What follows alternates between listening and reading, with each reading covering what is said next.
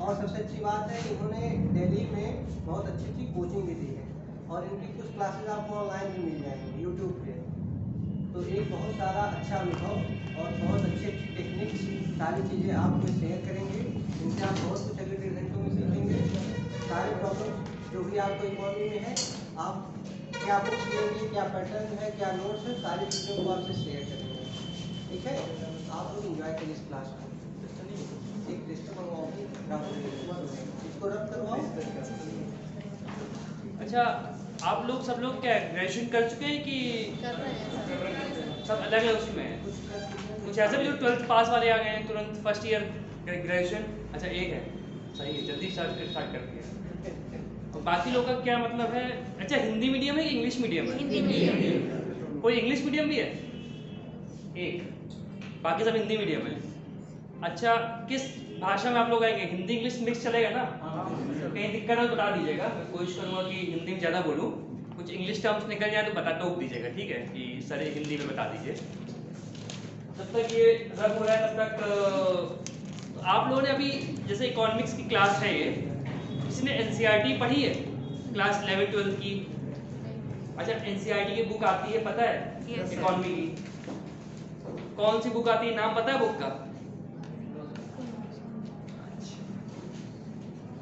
मतलब आप कब से तैयारी कर रहे हैं? आप लोग अभी स्टार्ट किया है या स्टार्ट किया है? और सब लोग क्या सब यूपीएससी कर रहे हैं कि पीसीएस कर रहे हैं कि दोनों की, कि एसएससी बैंक सब मिक्स चल रहा है? नहीं होता है, इसमें पूछ रहा हूँ तो तब तक मैं थोड़ा जान लूँ ना। कितने लोग हैं जो है एसएससी सोच रहे हैं? कोई है? अच्छा, एक जन एसएससी सोच रहा है।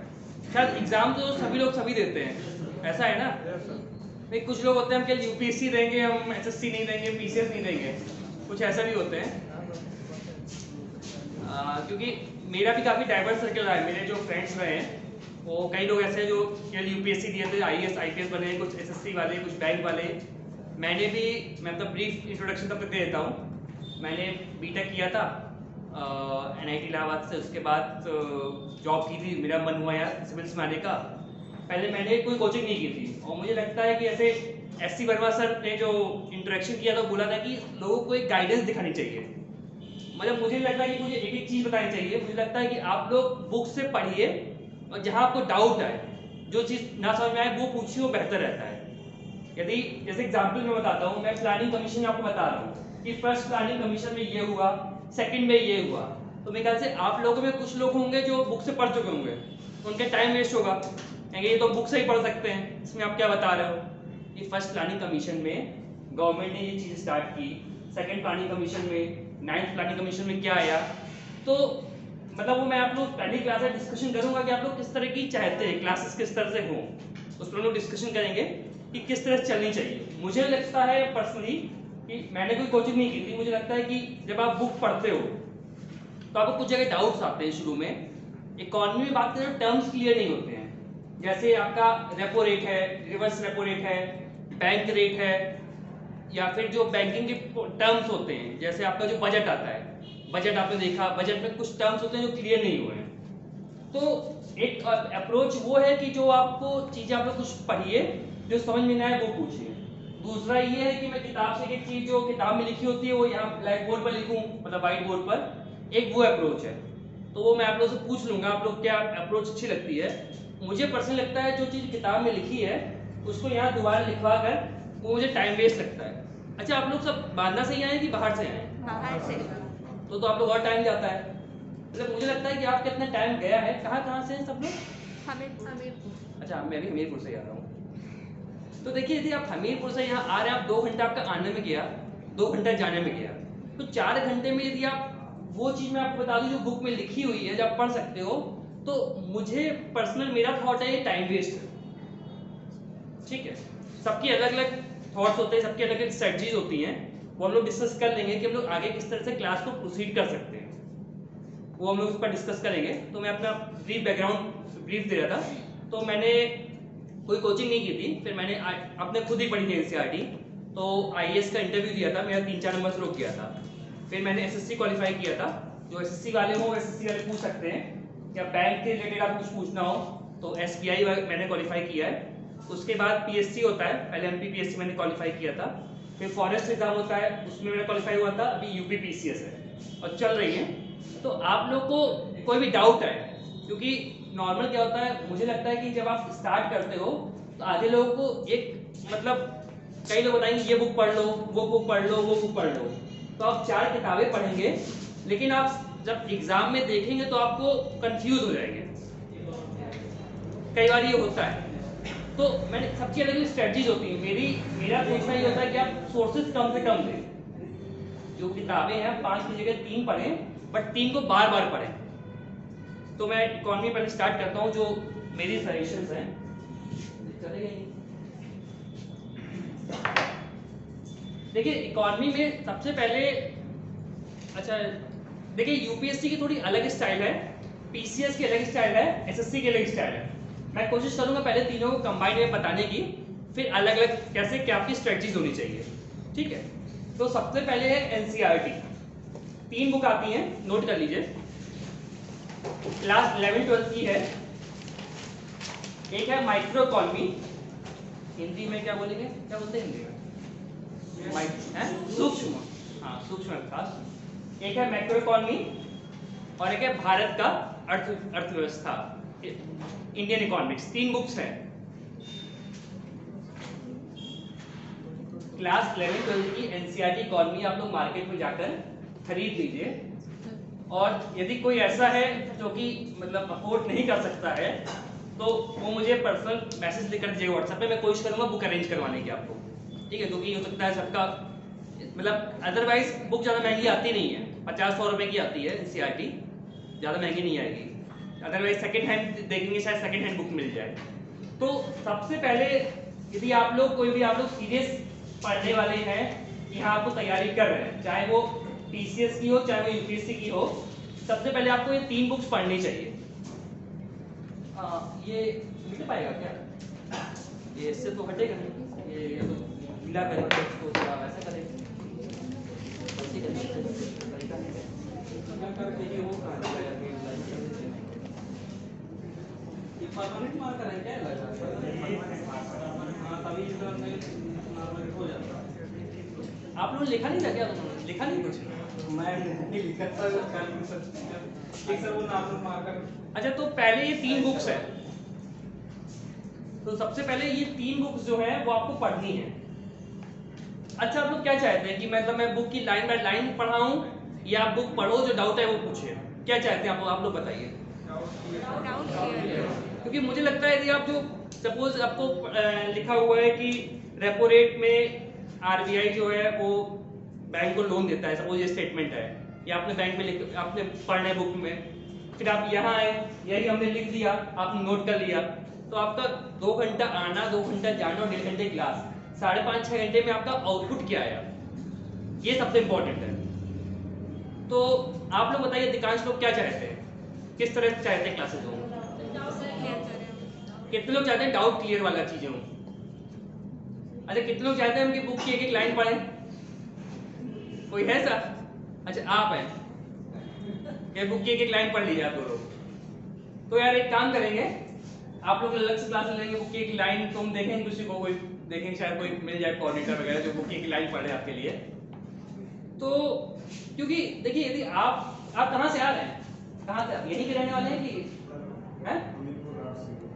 आप अरे रात तो और दूर है, रात से तो आपको 3 घंटा लगता होगा आने में। एक मिनट सॉरी, कोई ऑफिस से कॉल, अच्छा रिकॉर्ड ऑफिस कॉल आ रही है।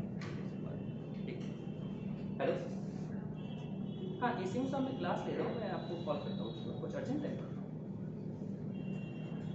आप? ठीक है मैं बात करता हूँ। हाँ तो देखिए रात से आप जितना 3 घंटा आना और 3 घंटा जाना और 1.5 घंटे क्लास, रूम ले लिया है, तो आप एक बुक पढ़ने स्टार्ट कीजिए। कोई डाउट है तो मुझसे पूछिए, मैं आपको अपना बुक एक लाइन पढ़ कर बता दूंगा, ठीक है। मतलब अपनी अपनी स्टाइल या स्ट्रेटजी है, मुझे लगता है कि आपको खुद से पढ़ना चाहिए और फिर जो डाउट है वो पूछिए। पहले आप 3 बुक समझ गए। माइक्रो इकोनॉमी मैं थोड़ा आपको ब्रीफ आइडिया देता हूँ बुक्स में है क्या। देखिए इकोनॉमी में एक होता है माइक्रो इकोनॉमी। माइक्रो इकोनॉमी का मतलब क्या है, जो कि बहुत कहते हैं सूक्ष्म लेवल पर, जो जैसे कोई इंडिविजुअल व्यक्तिगत का काम है, जैसे आप कोई मार्क, जैसे ये पेन है, ठीक है, पेन का हमें ये निर्धारित करना है कि इसकी कीमत क्या होगी, तो उसके दो फैक्टर होंगे। एक तो ये होगा कि यदि इस पेन की डिमांड समझती तो इंग्लिश आती है ना, कहीं डाउट आए तो रोक दीजिएगा, ठीक है। इस पेन की कितनी डिमांड हो रही है, यदि ये पेन सपोज 10 रुपए का है, ठीक है, अब इसकी डिमांड यदि ज्यादा हो रही है, हमसे 5 लोग मांगने वाले हैं, तो उसका जो मूल्य है बताइए बढ़ेगा कि कम होगा? इतनी बात समझ में आ गई? बहुत अच्छा, मतलब आप लोग बढ़िया इंटेलिजेंट लोग हैं सब लोग। तो जैसे डिमांड बढ़ रही है तो मूल्य बढ़ रहा है, ठीक है। अच्छा, अब ये जो है पेन, हम 10 पेन लिए हुए हैं, अब कह रहे कोई पेन ले लो, तो मूल्य घट सकता है। ये जो लेवल होता है, मतलब एक व्यक्तिगत, एक छोटे लेवल पर जो चीजें होती हैं, वो माइक्रो इकोनॉमी है। इसमें किसी को डाउट है? कहीं कोई डाउट? अब दूसरी चीज आती है मैक्रो इकोनॉमी। मैक्रो इकोनॉमी जो पूरे देश की होती है, मतलब जो एक बड़े लेवल पर होगी। जैसे इंडिया को यदि देखना है तो आपने दो टर्म सुने, एक मॉनेटरी पॉलिसी होती है, एक फिस्कल पॉलिसी होती है। आइडिया है? किसने नाम सुना है? अच्छा, हिंदी में कोशिश करूंगा, मैं हिंदी के सबके टर्म्स लेकर आऊंगा अगली क्लास से, तो गूगल करना पड़ेगा मॉनेटरी पॉलिसी और फिस्कल पॉलिसी को हिंदी में क्या बोलते हैं। हाँ, बहुत राइट, ध्यान आ गया मुझको। तो देखिए, एक होता है जो बैंक देखता है, जो मनी मार्केट्स को बोलते हैं। एक तो फिस्कल, जो टैक्सेशन वाला होता है, वो आपका फिस्कल पॉलिसी, मॉनेटरी पॉलिसी जो पूरे एक देश की हो रही है, जो बड़े लेवल पर है, वो मैक्रो इकोनॉमी है। तो बहुत ही बेसिक चीज समझ में, मैक्रो इकोनॉमी क्या है, मैक्रो क्या है, ये दोबारा बताएं। बहुत सिंपल टर्म से, माइक्रो जो छोटे लेवल पर है, छोटे लेवल पर मतलब एक पेन है, पेन खरीद रहा है, बेच रहा है। अब पूरे देश की बात हो रही है, तो देश की बात हो रही है, बड़े लेवल पर बात हो रही है। जैसे हम लोग बजट आता है, जो हमारे पॉलिसीज बनती हैं, ये सब बिग लेवल पर है, तो ये क्या हो गया, मैक्रो इकोनॉमिक्स हो गया, ठीक है। अच्छा, इस बार एक सजेशन मेरी और है, आप लोग जो भी टॉपिक पढ़ें उसको इस तरह से पढ़ें कि प्रीलिम्स और मेंस दोनों के लिए। जैसे मैं एग्जांपल देता हूँ, इसलिए मैं इस बार यूपीएससी का क्वेश्चन लाया था, पीसीएस का, जिससे मैं अपनी बात को समझा पाऊँ।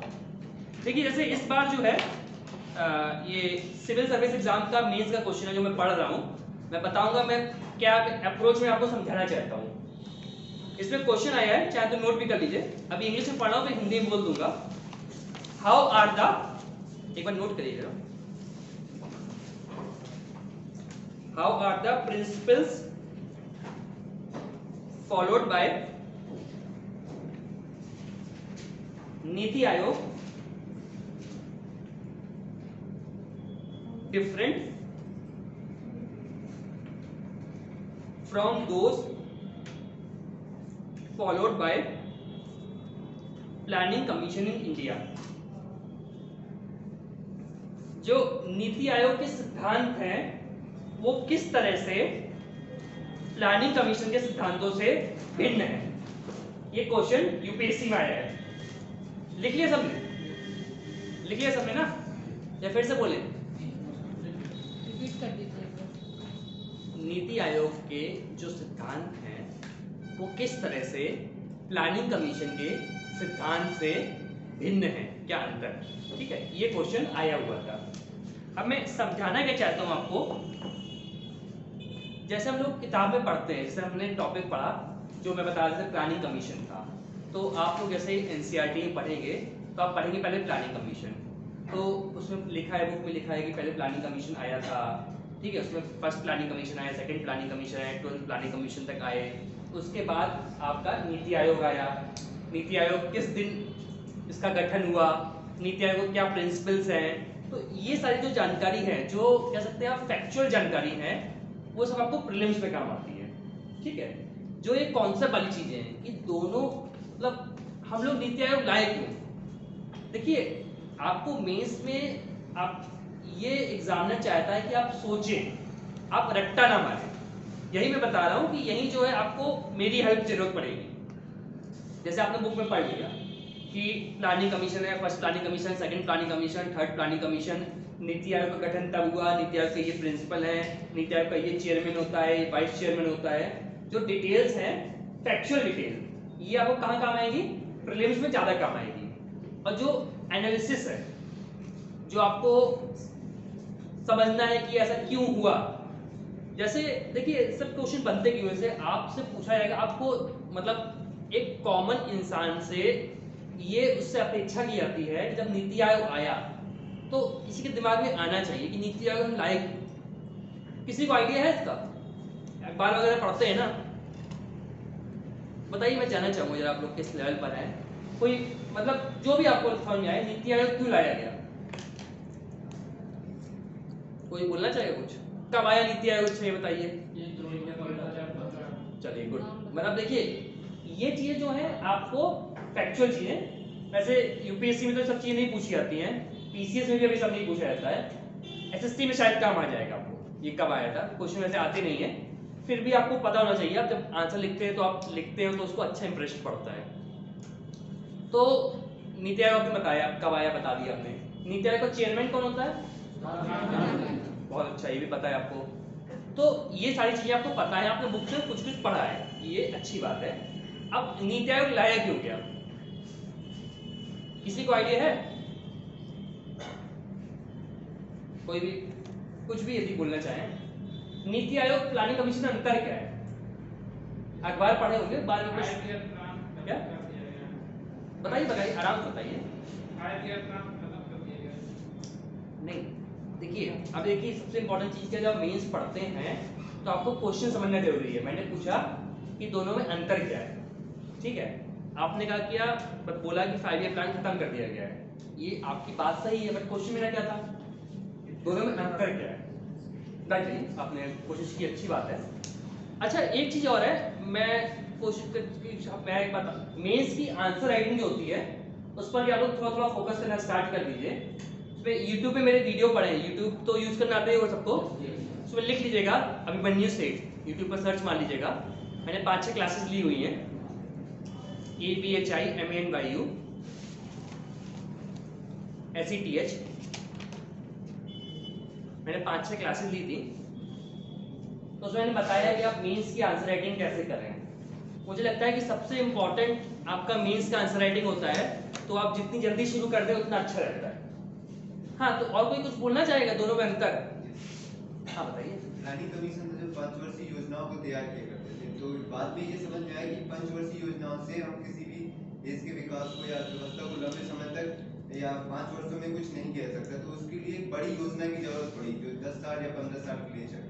तो इस लंबे टर्म के लिए एक नया आयोग को बनाया गया, नीति आयोग, इसके लिए जरूरत पड़ी। चलिए ठीक है, उन्होंने कोशिश की, मतलब कुछ हद तक एक पॉइंट थोड़ा ठीक है, मतलब करेक्ट तो नहीं है, ठीक है, फिर भी ताली बजाएंगे के लिए, ताली बजाएंगे, कोशिश की। और कोई कुछ बोलना चाहेगा? बताइए, बोलिए। Niti tank as a think tank of government काम करता है। हाँ, कोई अच्छा पॉइंट है। हाँ, प्लानिंग कमीशन जो है पॉलिसीज बनाता भी था और उसका इम्प्लीमेंटेशन भी करता है।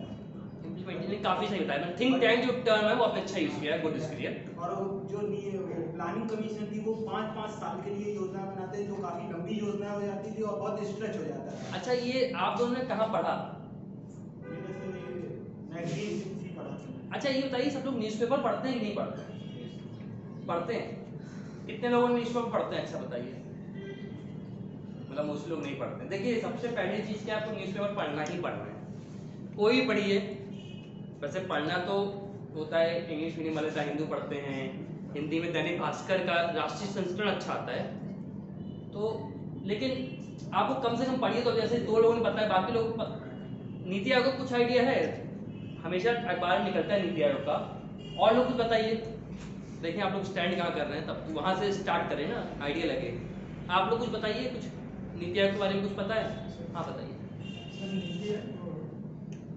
योजना आयोग के साथ सिर्फ पंचवर्षीय योजना बनाता था, लेकिन उनको पास करना, उनको फॉलो करना दूसरी संस्था का काम था, राष्ट्रीय विकास परिषद का काम था। उसको पास करता था, उसको मतलब काम करवाता था उसको। और इस पे थोड़ा सा वो भी कहते हैं भ्रष्टाचार वगैरह भी हो जाता। जो नीति आयोग बना, इन दोनों संस्थाओं को मर्ज करके बनाया गया। चलिए बैठिए, कोई बात नहीं, मैं थोड़ा कुछ बेसिक कॉन्सेप्ट बताता हूँ। देखिए प्लानिंग कमीशन मेन चीज़ क्या है कि आपको एक आपका सेंटर होता है, फिर आपका स्टेट लेवल होता है, फिर एक विलेज लेवल होता है। जो 3 टियर गवर्नेंस होती है, ये समझ में आता है ना? पहले आपका केंद्र है, फिर राज्य है, फिर गांव लेवल पर चीजें हैं। तो प्लानिंग कमीशन पहले क्या करता था कि केंद्र में जो योजनाएं बनी, जो प्लानिंग में 5 साल बनाया, फिर उनको क्रियान्वयन कराने के लिए राज्यों से क्रियान्वयन कराया जा रहा है। इसमें होता क्या था कि हर राज्य की अलग अलग समस्याएं होती हैं। उत्तर प्रदेश की अलग समस्याएं हैं, केरला की अलग समस्याएं हैं, हरियाणा की अलग समस्याएं हैं। तो इसके लिए कोशिश की गई कि जो ये प्रक्रिया है, जो हम टॉप से डाउन जा रहे हैं, केंद्र से राज्य, राज्य से गांव में जा रहे हैं, इसकी जगह इसको चेंज करके हम बॉटम अप में जाएं। मतलब ये जो है, जो हमारे स्टेट है, राज्य हैं, राज्यों का जो योगदान है वो ज्यादा बढ़े। तो कहते हैं जो टॉप टू बॉटम और बॉटम टू अप, ये जो मेन की पॉइंट है। इसका किसी को पता था? तो देखिए, मेरा कहने का मतलब क्या है कि जब भी आप पढ़ें, ठीक है, तो आपको हमेशा कहते हैं इंटीग्रेटेड स्टडी। इंटीग्रेटेड मींस कि आप साथ में प्रीलिम्स और मेंस के लिए साथ में पढ़ रहे हैं। एक ये लोग बहुत गलती करते हैं कि पहले हम सिर्फ प्रीलिम्स के लिए पढ़ेंगे और फिर मेंस के लिए 2 महीने में देख लेंगे, फिर वो मेंस देते हैं, फिर मेंस क्वालिफाई होता नहीं है, फिर दोबारा 8 महीने प्रीलिम्स के लगते हैं, फिर दोबारा 2 महीने, फिर साइकिल चलती रहती है, तो आपका आउटपुट नहीं आता है।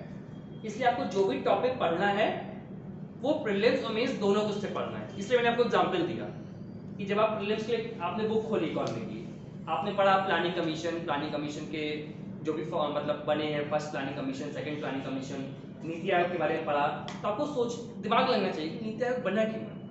कुछ तो उसके पीछे लॉजिक होगा, रीजन होगा ना, क्यों बनाया गया है, नीति आयोग क्या सिद्धांत फॉलो करता है, किस तरह से अंतर है। अब मैं आपको एक एग्जाम्पल और दूंगा। किसने इंक्लूसिव ग्रोथ का नाम सुना है? इंक्लूसिव ग्रोथ किसी को आइडिया है क्या होता है? थोड़ा कॉमन सेंस लगा सकते हैं, शब्दों समझ में आ रहा है सभी को? बहुत बढ़िया। मतलब देखिए, कई चीजें क्या होती है अभी कॉमन सेंस समझ में आ जाती हैं। ऐसा विकास सबको साथ लेकर चल रहा है। अच्छा, सबको साथ से मतलब क्या है? बोलते हैं सबका साथ सबका विकास। सबका साथ में कौन कौन आएगा? सारे वर्ग जो भी हो, किसी भी तबके का हो, जैसे वर्ग, मतलब वही इंपॉर्टेंट चीज। जैसे वर्ग मतलब क्या कहना चाहिए आप? जैसे प्राइमरी स्कूल में रखा गया है कि समावेशी विकास, सारे बच्चों को पढ़ाया जाए। समावेशी इसका मतलब क्या है? मतलब ये है कि जो गरीब बच्चे भी हैं, जो नहीं पढ़ सकते हैं वो भी पढ़ सके, जो पढ़ना चाहे वो भी पढ़ सकते हैं। तो देखिए, एक इन्होंने बोला कि जो विकास हो गरीब अमीरों दोनों का हो। जो भी इकोनॉमिक है, चाहे वो थोड़ा कम गरीब हो चाहे अमीर हो, सबका विकास हो। एक पॉइंट ये हो गया, ठीक है। और सोचिए, मैं आप लोग थोड़ा चाहता हूँ कि आप लोग थोड़ा सोचना स्टार्ट करें। तो ये चीज क्या है, आपके मेंस बहुत हेल्प करेगी। प्रीलिम्स तो आप बुक से पढ़ लेंगे, ये चीज एक्सरसाइज आप घर पर नहीं कर पाएंगे, जो मैं कराने की कोशिश करवा रहा हूँ, ठीक है। और क्या हो सकता है, सोचिए, सबका विकास में और क्या आएगा? इससे उन्होंने बताया कि गरीब अमीर दोनों आएंगे। अच्छा पॉइंट है, गुड। और क्या आ सकता है? हाँ, कास्ट आ सकता है, वेरी गुड। जिनका शारीरिक और मानसिक जेंडर आ सकता है वो। मतलब ये है कि हम लोग जो है सबका विकास, मतलब जितने जेंडर है, मतलब मेल फीमेल, अब ट्रांसजेंडर भी आ गया है, सभी का विकास हो, ठीक है। तो एक आपको हो गया जेंडर बेसिस हो गया, एक आपका इकोनॉमिक बेसिस हो गया गरीब अमीर वाला, एक लिए आपका कास्ट बेसिस हो गया, सभी सारे कास्ट का विकास हो। 3 फैक्टर हो गए, गुड। और बताइए क्या? हाँ, दिव्यांग लोग भी आ जाएं, ठीक है, गुड। और हाँ, बहुत बढ़िया। देखिए, मतलब इंक्लूसिव डेवलपमेंट में मेन चीज क्या है? रीजनल, मतलब कि हर रीजन में विकास हो। रीजन से मतलब क्या है? शहर का विकास भी हो, गांव का विकास भी हो, ठीक है। यदि हमारे केरला काफी आगे है, महाराष्ट्र आगे है, उत्तर प्रदेश का भी विकास हो। उत्तर प्रदेश में ऐसा नहीं कि लखनऊ इलाहाबाद का विकास हो, हमीरपुर का भी विकास हो, राज का भी विकास हो। समझ रहे हैं आप? समझ पा रहे हैं ना मैं क्या बोल रहा हूँ? और क्या हो सकता है? अच्छा सोच रहे हैं आप लोग, बढ़िया। मतलब यही चीज चाहिए। धीरे धीरे जो है आप लोग पहला दूसरा कदम ले रहे हैं, इसी को और सोचेंगे और चीज थिंकिंग डेवलप होगी। क्योंकि जो क्वेश्चंस आते हैं, जो मैं अभी दिखाऊंगा, अभी यूपीएससी जो क्वेश्चन आए हैं, तो मैं चाहता हूँ कि उसके लिए आपको थोड़ा थिंकिंग डेवलप हो। बाकी आप बुक से पढ़ लेंगे, मैं बुक वाली चीजें भी एक एक टर्म वाइज पढ़ाना स्टार्ट करूंगा, वो प्लानिंग कर लेंगे हम लोग। टर्म्स आपको किस तरह से पढ़ाने हैं, आप लोग पहले क्या टॉपिक लेना है, प्लान कर लेंगे। बट इंट्रोडक्टरी क्लास में मैं चाहता था कि किस तरह से पढ़ना चाहिए, जो मतलब 10 में से 9 लोग भटक जाते हैं, वो मैं नहीं चाहता कि पहले आप लोग भटक जाओ कि आप पहले 2-3 साल लोगों को लगता है कि यार इनने समय बर्बाद कर दिया।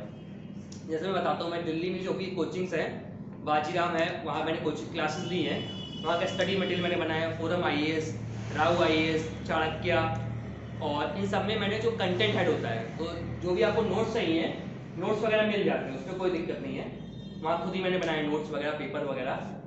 तो लेकिन ये जो अप्रोच है ये आपको कोई नहीं मिलेगी, ये आपको कहीं जो नोट्स वगैरह है या जो कहीं आप बुक कहते हैं, बुक में प्रॉपर तरह से अप्रोच दी नहीं है, जो मैं आपको समझाने की कोशिश कर रहा हूँ। ठीक है, इंक्लूसिव डेवलपमेंट में और क्या लगता है आपको? हम इन्होंने बताया इकोनॉमी, एक कास्ट फैक्टर आ गया, एक जेंडर आ गया, एक रीजनल आ गया, और क्या हो सकता है? हाँ, माइनॉरिटी आ गया, ठीक है, और सभी पैसे के लोग जितने भी सभी पैसे, बहुत बढ़िया। देखिए इसका मतलब क्या है कि 3 तरह की इंडस्ट्रीज होती है। एक होती है प्राइमरी, जो कि हमारे खेती होती है, खेती से रिलेटेड, पता है किसी को? गुड, मतलब आप लोग पढ़ाई कर रहे हैं, अच्छी बात है। सेकेंडरी होती है, जो क्या होती है सेकेंडरी? बहुत बढ़िया, इंडस्ट्री। टर्शरी क्या होता है? बहुत बढ़िया। तो देखिए हमने क्या समझा, पहली चीज थी रीजन। रीजन मतलब जो भी क्षेत्र है, क्षेत्र में शहरी, ग्रामीण और जितने भी आपके जो भी आपके डिस्ट्रिक्ट के अंदर भी हैं, तो सब जगह सारे क्षेत्रों का विकास हो। इतना समझ आ गई? दूसरी चीज क्या है? Sector, primary, secondary, tertiary. मतलब खेती का विकास तो हम लोग बोलते हैं कि खेतों की आय, मतलब जो किसानों की आय दुगनी करनी है। जो हमारे इंडस्ट्रीज हैं, औद्योगिक हैं, उनका ही विकास हो। तीसरा जो सर्विस है उसमें विकास हो। समझ में आ रहा है ना? चौथा क्या बताया था आपने? पीपल, समझ लीजिए। पीपल में आप कह लीजिए कि जो गरीब अमीर लोग हैं, ठीक है, जेंडर बेसिस पर हो गए, आप लोगों ने खुद ही बताया, ठीक है। तीसरी चीज क्या बोली गई? कास्ट वाला। तो अब देखिए इससे क्या होगा, ये चीज आपको खुद ही याद हो गई, मतलब इसको आपको रटने की जरूरत नहीं है, क्योंकि ये तो आप ही ने बताई ना, आप लोगों ने बताया कि नहीं बताया? मतलब ये बेसिकली आप लोगों ने ही पूरी चीज खुद कर ली, मैं बस आपको हेल्प कर रहा हूँ। तो अब मैं बताता हूँ मैं कहना क्या चाहता था। देखिए क्वेश्चन आया था यूपीएससी में, मतलब आप लोग डायरेक्टली यूपीएससी का क्वेश्चन सॉल्व कर सकते हैं मेंस का, पहले ही मतलब बार में आप लोग खुद कर सकते हैं। मैं आपको वही कॉन्फिडेंस दिला रहा हूँ कि आपको बस एक रास्ता सही चाहिए, रास्ता सही होगा, सही रास्ते पे चलेंगे तो मंजिल तक जल्दी पहुंच जाएंगे। आप यूं यूं यूं यूं यूं चलेंगे तो भटक सकते हैं। ये क्वेश्चन नोट कीजिए, ये यूपीएससी में आया है, सिविल सर्विस में। What are the salient features of inclusive growth? Inclusive growth के जो फीचर्स क्या हैं? इतनी हिंदी समझ में आ गई ना? Sir, what are the features, जो भी इसके बिंदु हैं, इंक्लूसिव ग्रोथ के क्या बिंदु हैं? पहला पार्ट, ये 3 पार्ट है क्वेश्चन के, यूपीएससी क्वेश्चन अच्छा बनाता है। इसी में सेकंड पार्ट है, has India been experiencing such a growth process? क्या भारत इस तरह की ग्रोथ प्रोसेस को हुई है भारत में कि नहीं हुई है? हैज इंडिया, अगली बार तो मैं हिंदी ट्रांसलेशन में ले आऊंगा, मैंने जल्दी में था, क्लास एकदम से रैंडम लगी थी मेरी, तो मुझे क्लास लेनी है, तो मैं हिंदी ट्रांसलेशन में निकाल नहीं पाया था। नेक्स्ट टाइम से मैं ट्राई करूंगा। Has India been experiencing such a growth process? क्या भारत इस तरह की ग्रोथ प्रोसेस प्रक्रिया को फॉलो, मतलब हाँ, ऐसा विकास भारत में हो रहा है कि नहीं हो रहा है? ठीक है, अगला है analyse and suggest measures for inclusive growth. इसके आप लोग तरीके का सुझाव करिए।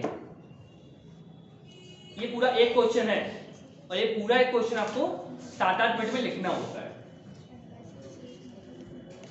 फिर से बोल देता हूं मैं, देखिए बहुत सिंपल चीजें। पहले उन्होंने पूछा है इंक्लूसिव ग्रोथ के क्या बिंदु हैं, ठीक है। दूसरा, भारत में ये हो रहा है कि नहीं हो रहा है, और तीसरा, आपके क्या सुझाव हैं, ठीक है। हम लोग डायरेक्ट क्वेश्चन करेंगे। अच्छा, पहला पार्ट तो उन्होंने कर ही लिया, ये जो आप लोगों ने बताया यही तो फीचर्स हैं, यही है ना इंक्लूसिव ग्रोथ। समझ गए ना आप लोग कि इंक्लूसिव ग्रोथ क्या है? कि हर क्षेत्र का विकास हो, हर तख्ते का विकास हो, हर आपके जो भी काम करने वाले लोग हैं उनका विकास हो, खेती का विकास हो, इंडस्ट्री का विकास हो, सर्विस का विकास हो। तो पहला पार्ट कर लिया आपने। किसी को कोई डाउट आया तो बताइए, ज्यादा तेज तो नहीं चल रहे हैं ना, सीधे आप लोग सिविल सर्विस में से क्वेश्चन सॉल्व कर रहे हैं, ठीक है? मतलब मैं आपको कॉन्फिडेंस देना चाह रहा हूं कि आप कर सकते हैं, और एक खुद ही आपने करा है, मैंने तो बताया नहीं है, आप लोगों ने खुद ही बताई ना चीजें। अगला पॉइंट था कि भारत में क्या इंक्लूसिव ग्रोथ हो रही है? अब बताइए आप लोग, क्या भारत में ऐसा हो रहा है? देखिए, इस टाइप के क्वेश्चन में हमसे क्या एक्सपेक्ट करते हैं, हमसे चाहते हैं कि हम एक बैलेंस आंसर दें, ठीक है? ये मैंने आंसर राइटिंग क्लास में बताया है, आप लोग सुन लीजिएगा। हमसे, क्योंकि हम लोग सिविल सर्वेंट है, ठीक है, तो हम लोग पूरे जो भी हमारे भारत है उसकी पूरी बुराई नहीं करेंगे। जो भी हमारी नीतियां बनी है, हम ऐसा नहीं बोलेंगे कि भारत का कुछ विकास ही नहीं हो रहा है, हम लोग कुछ कर नहीं रहे हैं, ऐसा नहीं है। हम लोगों ने पिछले 50 सालों में हम लोगों ने काफ़ी प्रोग्रेस करी है। हाँ, ये है हमारी कुछ कमियां रही हैं जिसको हम इस तरीके से दूर कर सकते हैं। इतनी बात समझ में आई? सबसे इंपॉर्टेंट चीज है, कोई भी क्वेश्चन आपसे पूछेगा, चाहे इंटरव्यू चाहे मेंस में, जो भी आपको कहेगा कि आपको एनालाइज करना है, विश्लेषण करना है, तो आपको उसका एक बीच का रास्ता, बैलेंस रास्ता देना पड़ेगा। कैसे देना पड़ेगा? कि हमने कुछ कुछ अच्छे काम किए हैं, इसीलिए आपको अखबार पढ़ना है कि हमारी जो गवर्नमेंट क्या अच्छे काम कर रही है। जैसे यही योजना है, अभ्युदय तो तुम बता सकते हैं, कोई हमारा आएगा कि शिक्षा के लिए क्या किया गया है, तो हम कहेंगे हाँ अभ्युदय योजना हमने चलाई है, अभ्युदय योजना चलाई गई है, जिससे जो है हम जो है सभी लोगों को एक अवसर प्रदान कर रहे हैं, ठीक है? और कुछ कमियां भी हैं इसमें, तो जो कमियां हैं वो कमियां बता सकते हैं, उससे हम कैसे उसको दूर करेंगे। तो इतनी अप्रोच समझ में आई किसी को? इसमें कोई डाउट? क्योंकि ये जो की टर्म है, मतलब आप चाहे जो भी करें, चाहे हिस्ट्री आंसर लिखेंगे, ज्योग्राफी, इकोनॉमी, पॉलिटी, मतलब जो भी आपके जीएस से 4 पेपर होते हैं, अधिकतर क्वेश्चन आप पढ़िएगा, समझ में आता है कि विश्लेषण करिए, आता है ना, टिप्पणी करिए, आता है। तो उसके लिए आपको बताना है क्या अच्छी चीजें हुई हैं, क्या कमी हुई है। अच्छा, तो मैं चाहता हूँ आप लोग जरा सोचिए इसके बारे में, इंक्लूसिव ग्रोथ हम एक्सपीरियंस कर रहे हैं कि नहीं कर रहे हैं, और क्या क्या सुझाव है। आप लोग लगता होगा ना कि कैसे हम विकास कर सकते हैं, तो जरा 5 मिनट सोचिए, मैं चाहूंगा आप लोग खुद सोचिए, 5 मिनट लीजिए, फिर मुझे बताइएगा। 2 मिनट लीजिए।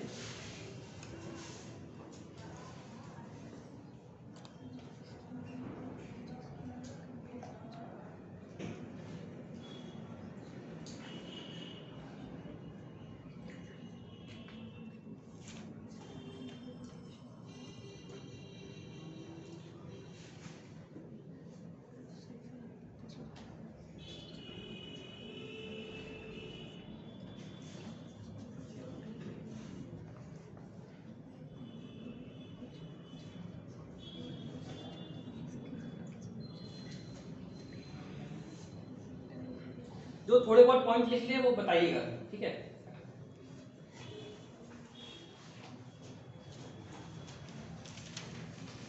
समझिए ना क्या करना है। भारत में समावेश विकास, समग्र विकास हो रहा है कि नहीं हो रहा है?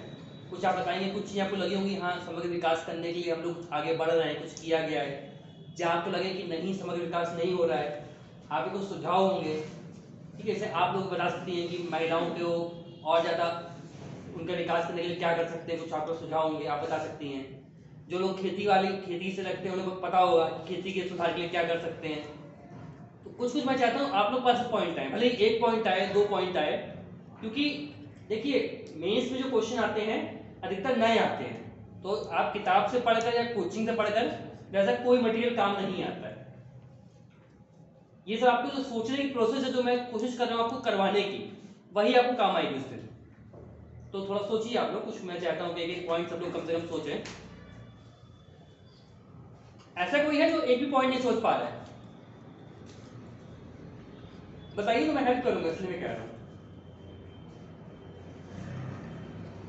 आपको नहीं आ रहा। अच्छा ये बताइए, आइए सुनिए, आपको क्या लगता है आसपास देखिए अपने, कुछ लग सकता है कैसे आप खेती का विकास कर सकते हैं, कैसे आप इंडस्ट्रीज को बढ़ा सकते हैं, कैसे आप महिलाओं की भागीदारी बढ़ा सकते हैं, ये 3 चीजें सोचिए, सुझाव है ना, कैसे आप सभी सेक्टर का विकास कर सकते हैं, कैसे आप महिलाओं की भागीदारी बढ़ा सकते हैं, कैसे आप जो पिछड़े रीजन है उनका विकास कर सकते हैं। आप कहाँ के हैं आप? फोरम के पास। अच्छा बुंदेलखंड का होता है ना, बोलते हैं थोड़ा पिछड़ा एरिया है, आप लोग बुंदेलखंड के उसके विकास के 1-2 पॉइंट तो बता सकते हैं कम से कम। 20 साल से आप यहीं रह रहे हैं, 1 पॉइंट तो बता सकते हैं क्या करें। बुंदेलखंड में पानी की समस्या है, वाटर स्टोरेज के लिए काम कर सकते हैं ना, तो कुछ सोचिए, इंडस्ट्री ला सकते हैं बुंदेलखंड में। ऐसे यहाँ अभी मैंने भी अपने स्टार्ट करवाया है, जो हमारे यहाँ गेहूँ काफ़ी होता है, तो गेहूँ से दलिया बनाना, इसको बोलते हैं फूड प्रोसेसिंग इंडस्ट्री, वो काफ़ी लगा सकते हैं, समझ रहे हैं। थोड़ा सोचिए, अब आपके पास 1-8 पॉइंट है कि नहीं है?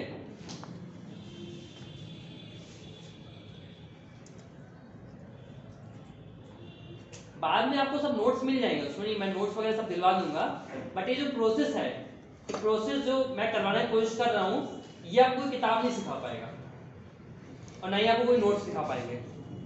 और सबसे ज्यादा यही इंपॉर्टेंट होता है, चाहे तो आप क्वेश्चन देख लीजिए यूपीएससी के, कि आपको डायरेक्टली कहीं नहीं मिलेगा, किसी किताब में, किसी नोट्स में नहीं मिलेगा।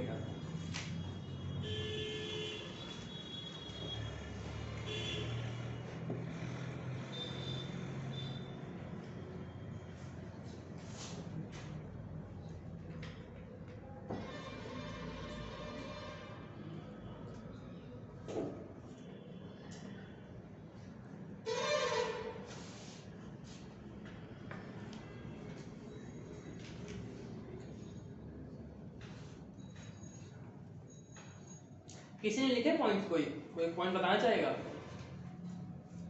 इंडिया में इंक्लूसिव ग्रोथ हो रही है कि नहीं हो रही है, जो आपको लग रहा है कि हाँ कुछ हम सबका विकास करवा रहे हैं, उसके कोई पॉइंट बताएगा? क्या ऐसी चीजें जिससे हम सबके साथ सबके विकास की ओर जा रहे हैं? कोई बोलना चाहेगा? बताइए। हमें लगता है कुछ मामलों में विकास। एक मिनट, हेलो, हाँ व्हाट्सएप मैसेज ड्रॉप किया, हाँ बताइए। में भारत में विकास हुआ है, जैसे कि जाति है, गरीब के आधार पर गरीबियों में हुआ है, जाति के आधार पर कह सकते हैं, जैसे आरक्षण लेकर आए थे, तो जो पिछड़े वर्ग के लोग तो उनको हमने आगे बढ़ाने की कोशिश की, और इसके प्रयासों में कई भी उच्च पदों पर और कई कार्य सरकारी जो ऑफिस होते हैं उनमें पिछड़े वर्गों का योगदान बढ़ा है। और जो गरीबी के हिसाब से जो कई योजनाएं चलाई सरकार ने, पंचवर्षीय योजनाएं गरीबी उन्मूलन के लिए, उसकी वजह से काफ़ी गरीबी दूर हुई है। और रक्षा में भी कह सकते हैं, हमने सरकार ने जो जब स्वतंत्रता के बाद से अब तक रक्षा का बजट हर साल ग्रोथ उसमें हुई दिखाई देती है। देखिए अब रक्षा में आप डेविएट हो गए, रक्षा वाली बात कहाँ सही होता है? जैसे आपने पहले 2-3 पॉइंट बहुत अच्छे बताए। अब देखिए जैसे यही मैं बताना चाह रहा हूँ, सिखाना चाह रहा हूँ, जब हम आंसर लिखते हैं तो हम लोग कई बार मुद्दों से भटक जाते हैं। एक मिनट में आपके पास फोन स्विच पे करूँगा, हेलो, मैं अभी बात नहीं क्लास में, हाँ बिल्कुल मार्केट पर इस्लाम, हाँ देखिए जैसे अब बात हो रही है समग्र विकास की, ठीक है, तो यहाँ रक्षा, ठीक है, रक्षा को कह सकते हैं ये एक डिफेंस इंडस्ट्री है, बट रक्षा प्रॉपर्ली इसमें नहीं आएगा। जो हमने बात की बताई डायरेक्टली तो नहीं आ रहा है ना, तो क्योंकि हमें 200 वर्ड में लिखना है, तो हमें मुद्दे से भटकना भी नहीं है, समझ रहे हैं ना। पहले 2-3 पॉइंट आपने बहुत अच्छे बोले, तो मेन चीज क्या है, क्वेश्चन को समझकर उसी अनुसार लिखकर मुद्दों से भटकना नहीं है। हाँ बताइए, आप और बताए थे। और खेती में, जैसे कि खेती में भी विकास हुआ है, जैसे हरित क्रांति आई थी, हरित क्रांति के बाद पंजाब और उत्तर प्रदेश के कई इलाकों में गेहूं का उत्पादन बहुत हुआ, और इससे मतलब बहुत ज्यादा उत्पादन हुआ। एक वक्त ऐसा था जब हमें अमेरिका से अनाज मंगाना ठीक है, समझ गए, हरित क्रांति पॉइंट हो गया, गुड। और उसके बाद महिलाओं के विकास के लिए भी हमने किया। स्टार्टिंग में पंडित जवाहरलाल नेहरू के समय में एक हिंदू कोई नया कानून आया था हिंदुओं से रिलेटेड, और इसके बाद अभी कुछ समय पहले हलाला और उन सबको रोकते हुए रोकने के लिए एक नया कानून आया। ठीक है, काफी अच्छा था, ताली बजाइए थोड़ा तो। और कोई बताए कुछ, क्या क्या भारत में, हाँ बताइए, समग्र विकास के लिए क्या हो रहा है? भारत में समग्र विकास विकास के लिए कुछ सेक्टर में तो काफ़ी तेज़ी से विकास हुआ, लेकिन कुछ सेक्टर विकास से पीछे छूट गए। जैसे कि एग्रीकल्चर सेक्टर में स्वतंत्रता के बाद से उसमें लगातार जीडीपी जो जीडीपी में योगदान था उसमें कमी आ गई एग्रीकल्चर सेक्टर में। और इसके अलावा जब से हमने 1991 में जो हमारा एलपीजी हुआ, उस एलपीजी सेक्टर के दौरान हमने सर्विस सेक्टर में तो बहुत योगदान दिया, लेकिन मैन्युफैक्चरिंग सेक्टर हमारा उतना ही पिछड़ अच्छा गया। बोल रहे हैं गुड। और उसके अलावा जैसे कि हमारे अदर सेक्टर हैं, जैसे कि जब ये कोविड एरा हुआ, कोविड एरा में जैसे कि हमारा हॉस्पिटैलिटी सेक्टर और एकोमोडेशन वाला जो सेक्टर होता है, ये मतलब सर्विस इनको लाभ तो दिया गया, लेकिन ये सेक्टर मतलब इनके लिए इंक्लूसिव ग्रोथ के लिए कोई अच्छा प्रोसेस नहीं किया गया, जबकि मैन्युफैक्चरिंग सेक्टर के लिए लेकर अभी बढ़ाया जा रहा है। तो पॉलिसी जो ठीक है, है अच्छा बोला आपने, वेरी गुड। जैसे दो लोगों ने बोला, मैं चाहूंगा ऑल लोग भी थोड़ा पार्टिसिपेट करें, इनके लिए क्लैप हो जाइए। ऑल लोग जिन्होंने अपने नहीं बोला है वो कुछ बताएं। ऐसा कोई है जिसने अभी तक ना बोला हो, वो कुछ कोई पॉइंट तो दे। आप लोग कुछ बोलना चाहेंगे? Yes sir. हाँ बताइए। सर जैसे महिलाओं के लिए काफ़ी हद तक एक समान शिक्षा का उनको हर फील्ड में बढ़ाना या एक समान रखना उनको उसमें दिया गया है। और सर इतना ही याद। तो देखिए आप लोगों ने वैसे काफी तारीफ आई है। देखिए जैसे इसको कैसे अप्रोच करते हैं, जैसे क्वेश्चन कह रहा है कि क्या इंडिया में ग्रोथ प्रोसेस इंक्लूसिव हुई कि नहीं हुई है, ठीक है। तो आप पहले बताएंगे कि आज इंडिया में मतलब इंक्लूसिव ग्रोथ की प्रोसेस हुई है इस तरह से 1 पॉइंट 2 पॉइंट 3 पॉइंट जो आप लोगों ने पॉइंट्स बताए हैं, ठीक है। फिर कुछ जो कमियां रही हैं कि जैसे अभी कमियां बताई थी, आपने बताई थी कि सर्विस इंडस्ट्री ग्रो करी है, बट उस हिसाब से एग्रीकल्चर उतना ग्रो नहीं कर पाया है, मैन्युफैक्चरिंग ग्रो नहीं कर पाया है। तो ये स्टाइल है लिखने की। कितनी बार समझ में आई? पॉइंट्स आते जाएंगे अभी, क्योंकि आपको पहली क्लास है तो जितने पॉइंट्स आए ये बहुत बड़ी बात है कि ये प्रोसेस है। अभी आप लोग एग्जाम 1 साल बाद देंगे तो धीरे धीरे और पढ़ेंगे तो और पॉइंट्स आते जाएंगे, उसके लिए घबराइए नहीं, ठीक है। पहले ये मैं चाहता हूँ कि आप पहले समझें कहाँ रास्ता चलना है। धीरे धीरे आप और जब सीखेंगे और बढ़ते जाएंगे, लेकिन यदि आप गलत रास्ता पकड़ लेंगे तो दिक्कत हो जाती है। इतनी बात समझ में आई कि नहीं आई? अगला इसका पार्ट था कि क्या आपके सुझाव है, तो सुझाव सबसे सोचे, कोई बताना चाहेगा सुझाव? जो लोग नहीं बताए पहले वो बोले कुछ। आप लोग कुछ बोलेंगे? आप लोग इधर वाले जो पीछे लोग हैं 2-3 वाले, कोई सुझाव आपको लगता हो बताइए। आप लोग बताइए कुछ। सर जैसे महिलाओं के लिए न्यूट्रिशन का उतना काम नहीं हो रहा है जितना होना चाहिए। बिल्कुल सही है, बिल्कुल सही पॉइंट बोला है। देखिए ऐसा कुछ नहीं, हर चीज के आप लोग पता है, बिल्कुल सही पॉइंट बोला है। और बताइए, बैठ जाइए, अच्छा पॉइंट है। किसानों के लिए जो खेती कम होती जा रही है, थोड़ा बहुत मतलब उनका उतना विकास होना चाहिए, नहीं हो पा रहा है। उसके लिए किसानों के लिए पाठशाला खोली जानी चाहिए, जैसे जिला स्तर पे उनको ट्रेनिंग देनी चाहिए हर ब्लॉक में। हाँ, ट्रेनिंग देखिए, ट्रेनिंग कंपोनेंट है कि जो भी आप काम, जैसे आप लोगों को भी यहाँ ट्रेनिंग ही दी जा रही है। किसान जो भी उत्पादन कर रहे हैं उसमें यदि इन्हें प्रॉपर ट्रेनिंग दी जाएगी तो उत्पादन बढ़ेगा ना, ठीक है। बढ़िया, 2 पॉइंट्स आ गए। अब बताइए और। हाँ बताइए। सर महिलाओं के लिए हो सकता है कि हर फील्ड में उनके लिए जो सीट है वो आरक्षित कर दी जाए, जैसे कि पंचायत के चुनाव में अब उनके लिए सीट आरक्षित कर दी गई है कि अब देखिए ऐसे ये पॉइंट जो देखिए ना इंक्लूसिव ग्रोथ में क्या किया गया है, तो ये पॉइंट आप लिख सकते थे। महिलाओं का 33% रिजर्वेशन है ना पंचायत एक्ट में, तो ये आप वहाँ लिख सकते थे। बस इन चीजों को आपको रिलेट करना है। जैसे उन्होंने पॉइंट बताया तो तुरंत मेरे दिमाग में आया, आपके दिमाग में भी धीरे धीरे आना चाहिए कि ये पॉइंट तो हम लिख सकते थे ना, ये तो हमने ऑलरेडी किया हुआ है, भारत सरकार ने। वेरी गुड, बैठिए और बताइए। सर वाटर कंजर्वेशन में लोगों को जागरूक कर सकते हैं नेशनल वाटर कंजर्वेशन। हाँ, जैसे बढ़िया ऐसे बुंदेल, जहाँ इसमें कहेंगे जहाँ पानी कम है, मतलब जो पानी के सूखे एरिया हैं तो वहाँ वाटर कंजर्वेशन करके इंक्लूसिव ग्रोथ ला सकते हैं। बहुत बढ़िया, और बताइए। हाँ, जनधन खातों के थ्रू जो सरकारी योजनाओं का पैसा है वो गरीब और सभी वर्ग के लोगों के सीधे खातों में ट्रांसफर किए ये भी अच्छा पॉइंट है, वेरी गुड। और ई गवर्नेंस पे ध्यान दिया। ई गवर्नेंस कैसे, ई गवर्नेंस में कैसे होगा बताइए, थोड़ा सा समझाइए। पॉलिसी में आईटीसी को जोड़ा जाए, इंटरनेशनल कम्युनिकेशन को। उसमें जैसे कि कई सारी योजनाएं होती हैं कि जब बीच वाले प्रोसेस से गुजरती है तो उसमें कुछ मतलब कि सेंध लग जाती है, तो उसको हटा के डायरेक्ट डीबीटी जैसे होता है, डायरेक्ट बेनिफिट। तो उससे इंक्लूसिव ग्रोथ कैसे होगी? उससे इंक्लूसिव ग्रोथ ये होगी कि जैसे कि जो पहले ये होता था योजनाएं तो आती थी, लेकिन जो ऊपर वाले सेक्टर का आदमी उसी योजना वही पूरी योजना का लाभ लेते थे। मतलब ये हर सेक्टर का लाभ है। लास्ट माइल ठीक कनेक्टिविटी है, होती है good. सर, बढ़िया। लास्ट माइल कनेक्टिविटी वो नहीं हो पा रही, वो ई गवर्नेंस हो गया है। ठीक है, काफी हद तक ठीक है। और कोई बोलना चाहेगा? हाँ बताइए। सर इस समय गवर्नमेंट की एक पॉलिसी चल रही है आत्मनिर्भर भारत की। हाँ उसमें छोटे लोग हैं जो तो उनके लिए नए नए उद्योग खोलने के लिए गवर्नमेंट लोन वगैरह प्रोवाइड करा रही है। ये भी अच्छा पॉइंट है, बढ़िया बढ़िया। देखिए इन्होंने क्या किया, एक चीज और है कि आप कोशिश करिए कि अपने आंसर को जो करंट अफेयर्स है, जो भी आपकी न्यूज चल रही है उसको रिलेट करने की। जैसे इन्होंने आत्मनिर्भर भारत जो भी समय चल रहा है उसको आंसर से रिलेट किया, जो कि बहुत अच्छी बात है। यही आपको सीखनी है, वेरी गुड वेरी। और बताइए, और कोई पॉइंट लग रहा है किसी को? हाँ बताइए। कोल्ड स्टोरेज और वेयर हाउस से करवाना। ये भी बात सही है, बिल्कुल सही। और बताइए, बोलिए बोलिए। स्टार्टअप इंडिया प्रोग्राम के तहत जो भी ये एसोसिएट वगैरह। हाँ स्टार्टअप इंडिया भी ठीक है। तो मतलब आप समझ रहे हैं मैं बताना क्या चाह रहा हूँ। जैसे ये क्वेश्चन से मेरा कहने का मतलब ये है, जो आप टॉपिक को पढ़िए किस तरह। जैसे आप लोग अपना एनसीईआरटी वगैरह पढ़ेंगे, तो जैसे आपने इंक्लूसिव ग्रोथ पढ़ा है चैप्टर, ये आप जब ये कोई जो भी किताब पढ़ेंगे, आप जो भी नोट से पढ़ेंगे या यहाँ भी जो नोट्स आपको दिए जाएंगे, तो उसमें जैसे आपने टॉपिक पढ़ा इंक्लूसिव ग्रोथ, तो इंक्लूसिव ग्रोथ के आपने फीचर्स पढ़ लिए जो ये हुए, तो उसके बाद पहले आपको सोचना, दिमाग में सोचना चाहिए कि होता क्या है। यदि आपके दिमाग में मैपिंग हो जाएगी, माइंड दिमाग में हो जाएगा, तो आपको रटना कम पड़ेगा, आपको हमेशा याद रहेगा। समझ रहे हैं? जैसे दूसरा पार्ट था इसका कि क्या इंडिया में ऐसा हो रहा है, तो ये हो सकता है डायरेक्टली आपको किताब में ना मिले उसको प्रॉपर आंसर, लेकिन आप पढ़ते पढ़ते सीखेंगे। इसके बाद देखिए मैं प्रॉपर सोच कर नहीं आया था क्या पढ़ाना है। मैं आपको टॉपिक्स बता देता हूँ थोड़े, क्या क्या चीजें होती हैं जो आप लोग कहेंगे वो मैं वहां से स्टार्ट कर सकता हूँ।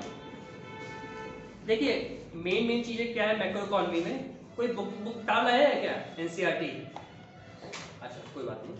तो देखिए एक आपकी होती है मॉनेटरी पॉलिसी, बैंकिंग सिस्टम जो है, एक आपका बैंकिंग सिस्टम है। ये आपको बेसिक टॉपिक्स बता देता हूँ, फिर कौन सा टॉपिक आप पहले पढ़ना चाहेंगे, कौन सा बाद में, या आप किस तरह से क्लासेस चाहते हैं। पहले मैं आपसे चाहता हूँ कैसे चाहते हैं क्लासेस होंगी ये बताइए, क्योंकि आप लोगों ने पहले कहीं कोचिंग की, कहीं पढ़ा है कुछ नहीं? अच्छा, तो आप किस तरह से चाहते हैं क्लासेस में कि मतलब एक एक मतलब लाइन बाय लाइन पढ़ाएं, टॉपिक पढ़ाएं, टॉपिक को एक्सप्लेन करें, किस तरह से चला जाए? टॉपिक वाइज चला जाए। ठीक है, तो अभी तो मैंने प्रॉपर सोचा नहीं था किस तरह से पहला टॉपिक लें। पहले मैं आज आपको ये ब्रीफ कर देता हूँ कि आपको किस तरह से पढ़ना है। ठीक है, हम लोग नेक्स्ट क्लास में टॉपिक डिसाइड कर लेंगे कि क्या टॉपिक हम लोग स्टार्ट करना है।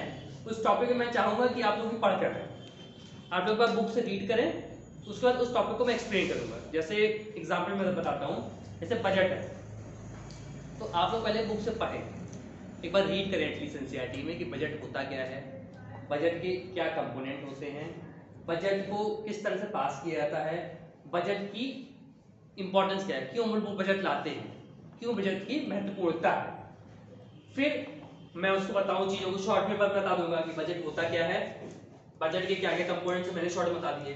फिर आपको जो डाउट आएगा कि सर मुझे किताब में ये चीज़ समझ में नहीं आई, ये कंपोनेंट क्या है, जैसे बजट में डायरेक्ट टैक्स है, इनडायरेक्ट टैक्स है, सर मुझे समझ में नहीं आया अंतर होता क्या है, ये मुझे कंफ्यूज कर रहा है, तो वो मैं बता सकता हूँ। तो मैं चाहूँगा, मुझे लगता है ये चीज़ इस तरह से पढ़ना बेटर रहेगा, लेकिन मैं चाहूँगा कि आपकी तरफ से फीडबैक आए। तो आप बताइए किस तरह से आप चाहेंगे, बताइए उसी तरह से चलाइए ना, क्योंकि ये पहली इंट्रोडक्टरी क्लास है। आगे से आप किस तरह मूव करना चाहेंगे वो इम्पोर्टेंट रहेगा। तो आप लोग हिस्ट्री ज्योग्राफी में किस तरह से पढ़ाया गया है अभी?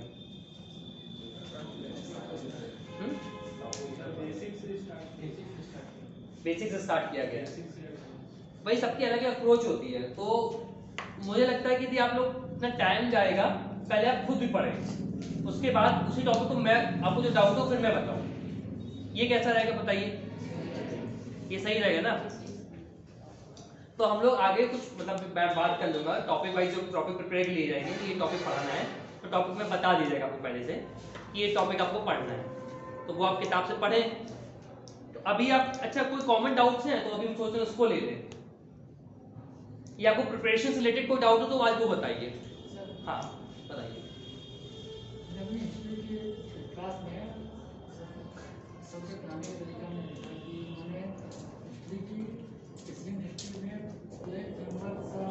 शो कर दिया कि हम इसकी क्लास में ये पढ़ने वाले, और वो शायद हम सभी उसमें इतने एक्साइटेड हैं वो जानने के लिए कि सर अभी इसके बारे में टॉपिक बाई टॉपिक हमें बताया नहीं, क्योंकि हम लोग का उसका नंबर है, तो हम चाहते हैं कि इकोनॉमिक्स की स्टार्टिंग से पहले कोई जान ले कि हम इकोनॉमिक्स के अंदर क्या पढ़ने हैं। Okay, framework. एक्चुअली अभी यही कंफर्म नहीं है कि मैं इकोनॉमिक क्लास लूँगा कि नहीं लूँगा, क्योंकि वो रैंडम था, रैंडम इसमें मुझे बोला गया कि आप आ जाइए, तो मुझे बोला कि आप ज्योग्राफी पॉलिटी सब हो चुका है, इकोनॉमी बचा वही पढ़ा दो। तो अभी वो की क्लैरिटी नहीं है कौन क्या सब्जेक्ट पढ़ाएगा, तो मैं फ्रेमवर्क तो आपको बता दूँ, बट वो मेरी स्टाइल का फ्रेमवर्क होगा, हो सकता है आपको क्लास कोई और ले, ठीक है, इसलिए मैं उसमें जा नहीं रहा हूँ कि मैं, क्योंकि सबकी अलग अलग स्टाइल होती है पढ़ने की। तो मैं चाह रहा हूँ कि जो आपको और रिलेटेड डाउट हो, जो ओवरऑल इकोनॉमिक्स में पढ़ी हो या जो प्रिपरेशन से रिलेटेड डाउट हो, कैसे इकोनॉमिक्स पढ़े, इसलिए मैं उसका फोकस कर रहा हूँ। बताइए।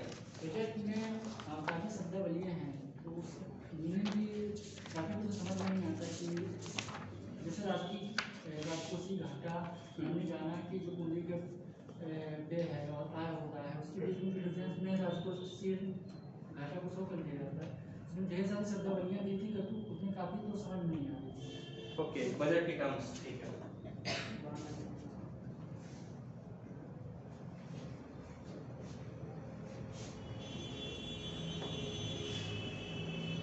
और बताइए। सर एक मेरा क्वेश्चन है, लेकिन इस टॉपिक से नहीं सर, जो किसान बिल्स आए हैं इसके बारे में मैं जानना चाहती हूँ कि ये किस हद तक सही है। किसान बिल्स कैसे सकते हैं, ठीक है, फार्मर बिल्स का।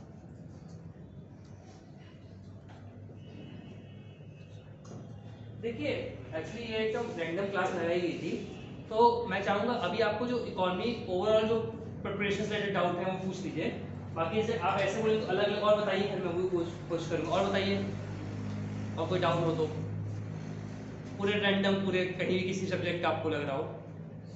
हाँ सर, एनसीईआरटी जब पढ़ते हैं उसमें पढ़ने में टाइम काफ़ी ज़्यादा लग जाता है, उसको पढ़ने की एक राय कैसे पढ़ें?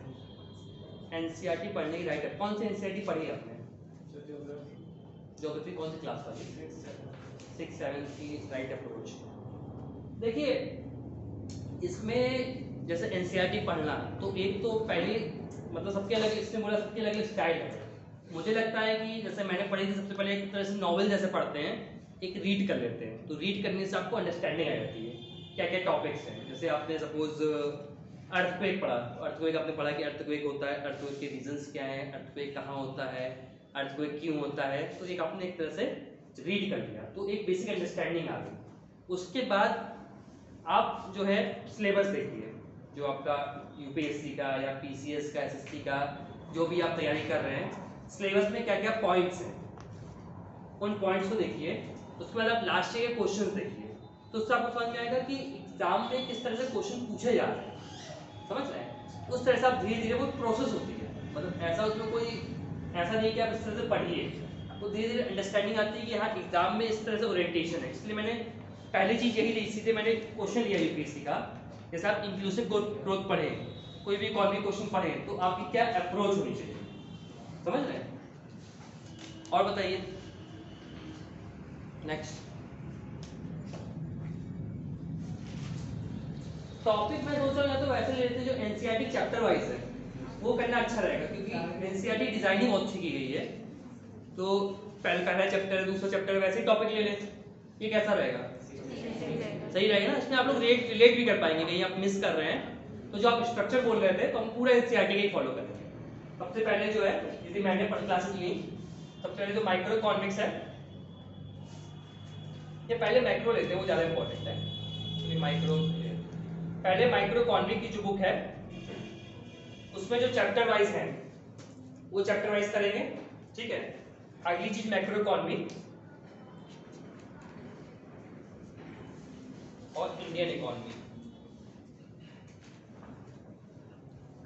इंडियन इकोनॉमी जो मेन चीजें हैं कि आपकी गरीबी किस तरह से थी, गरीबी किस तरह से हटाई गई, गरीबी।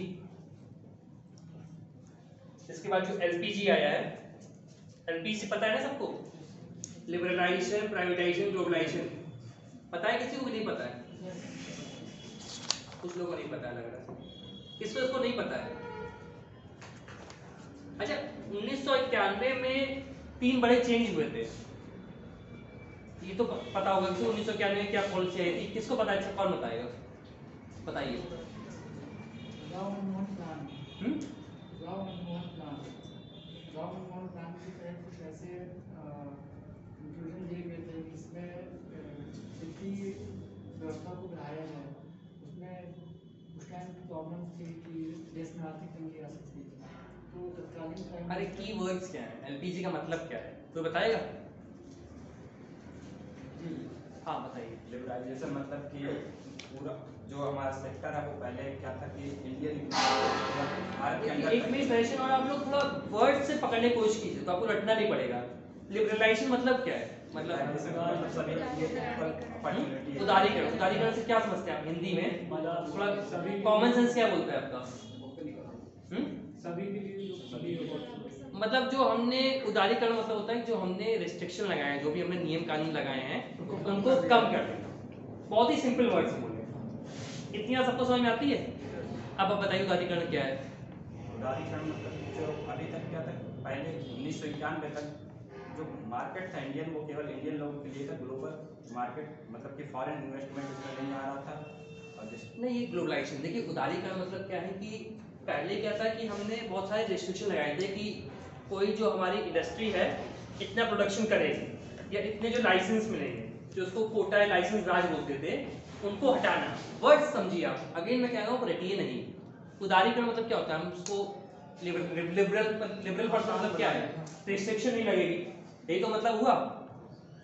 मतलब मैं कोशिश कर रहा हूँ वैसे बताने की इससे आपको कभी रटना ना पड़े, आपको चीजें यही याद हो जाए, आप कभी ये चीज कभी भूलो नहीं, क्योंकि आप 1 साल बाद जब भी एग्जाम दोगे कीवर्ड्स आप कभी नहीं भूलोगे। लिबरलाइजेशन मतलब समझ आया ना, उदारीकरण कि हम जो भी रिस्ट्रिक्शन लगाई थी, हमने गवर्नमेंट ने जो रिस्ट्रिक्शन लगाई थी, इतना प्रोडक्शन होगा, इस चीज का लाइसेंस होगा, ये जो चीजें हटाना, इसको बोले लिबरलाइजेशन। अच्छा प्राइवेटाइजेशन का आप शब्द से क्या समझते हैं? बस मतलब ये है कि जो भी हमारी चीजें होती हैं उसको हम प्राइवेटाइजेशन, प्राइवेट कर रहे हैं। मतलब जैसे जो इंडस्ट्री है हम लोग अलाउ कर रहे हैं कि कुछ इंडस्ट्री जो है वो प्राइवेट हो सकती है। बताइए। कुछ शेयर भी हम प्राइवेटाइज कर सकते हैं और या पूरी तरह से उसको प्राइवेट हाथों में दे देंगे। तो जब उसको पूरी तरह से दे देंगे तभी तो उसको प्राइवेटाइजेशन या फिर थोड़ा बहुत दे देंगे तभी। प्राइवेटाइजेशन एक प्रोसेस है, प्रक्रिया है। यदि कोई कंपनी है, मान लीजिए जैसे आपकी IOCL का नाम सबने सुना है ना, IOCL कंपनी, ठीक है। IOCL पहले पूरी गवर्नमेंट की थी, ठीक है, फिर गवर्नमेंट ने कुछ पार्ट प्राइवेट को दिए, तो ये प्रक्रिया है। कुछ पार्ट जो है प्राइवेट का रोल होना स्टार्ट हो गया, फिर कुछ और पार्ट दिए, कुछ और पार्ट दिए, ये एक प्रक्रिया है।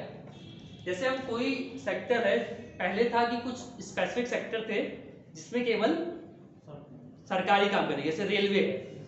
अभी रेलवे में आपने देखा होगा ट्रेन जो है प्राइवेट के हाथों में दे दी है, तो इसको क्या बोलेंगे?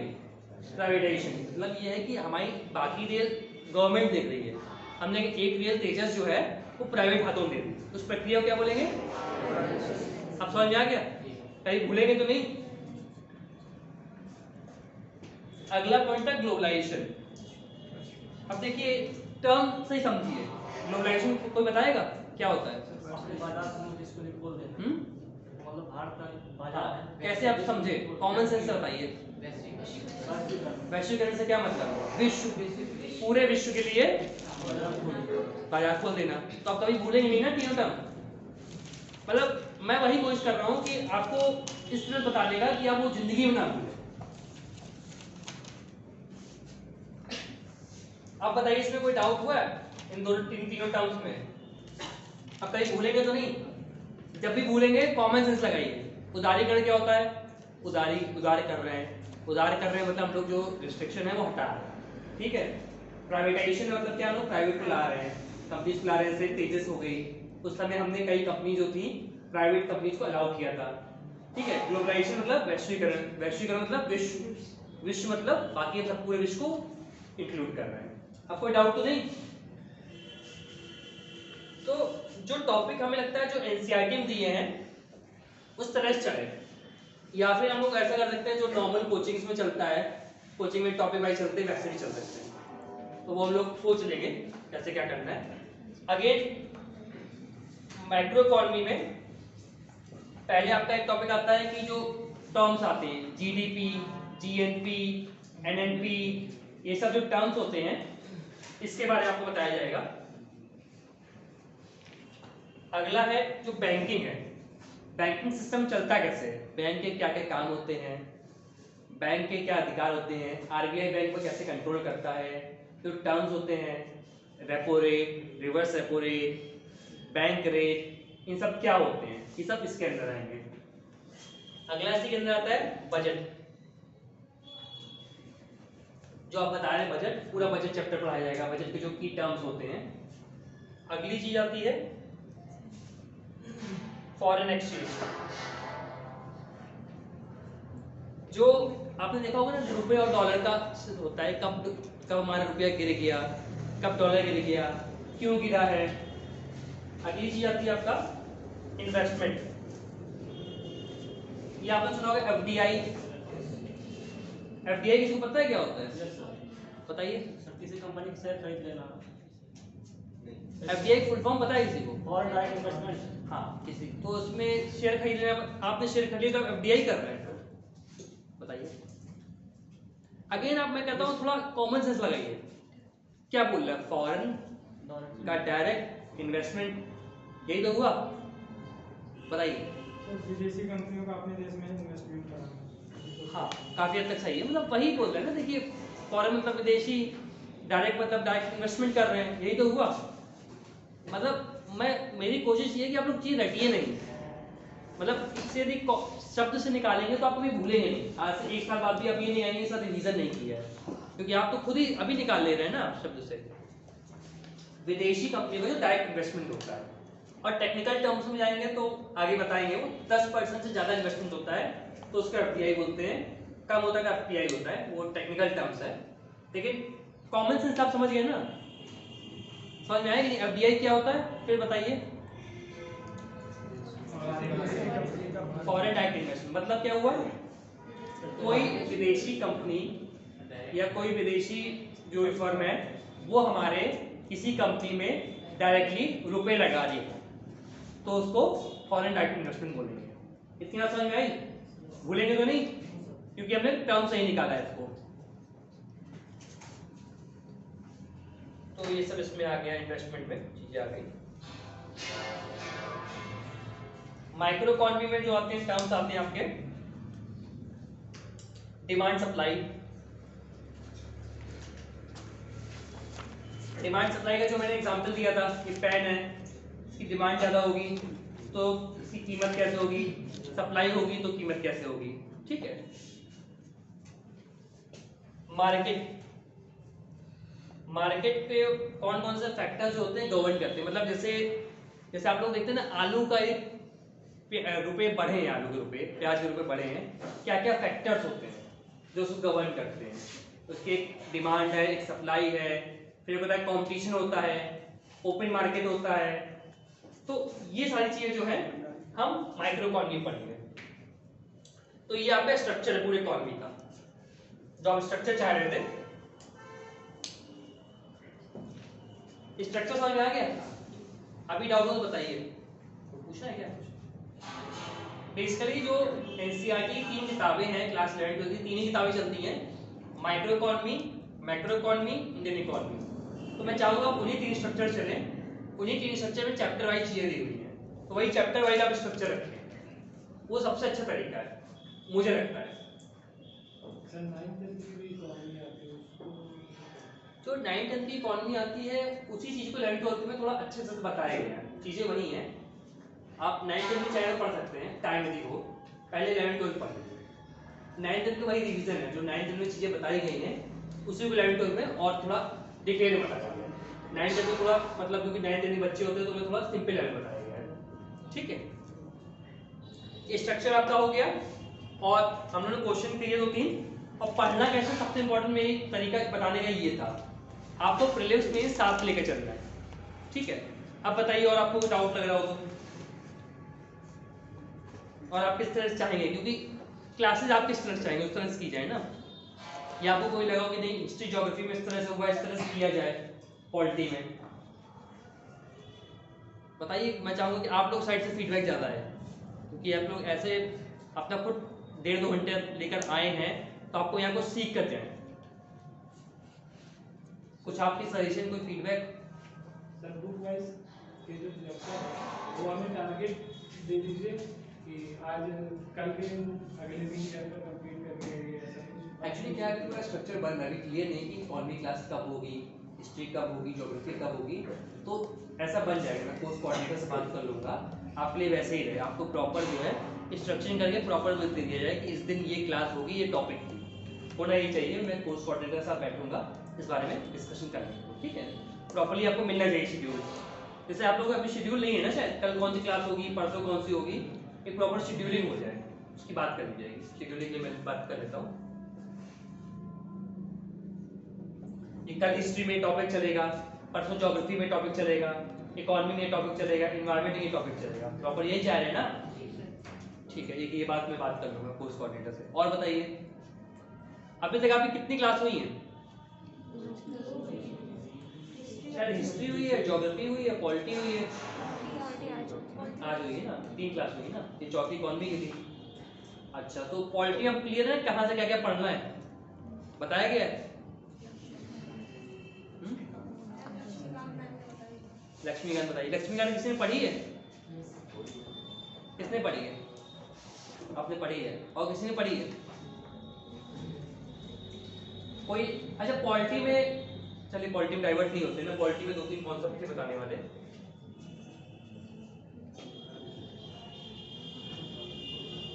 बता दें?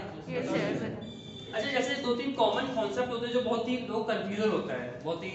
एक होता है प्रेसिडेंट फॉर्म ऑफ गवर्नमेंट, एक पार्लियामेंट फॉर्म ऑफ। क्लियर है दोनों क्या होता है? मैं 2-3-4 टर्म्स बता रहा हूँ जो अधिकतर लोगों को क्लियर नहीं होते हैं, और मैं आपके टर्म्स क्लियर करा देता हूँ। कॉन्सेप्ट एक आपका प्रेसिडेंट फॉर्म ऑफ गवर्नमेंट, राष्ट्रपति, पार्लियामेंट, एक होता है आपका फेडरल सिस्टम, एक होता है यूनिटरी सिस्टम,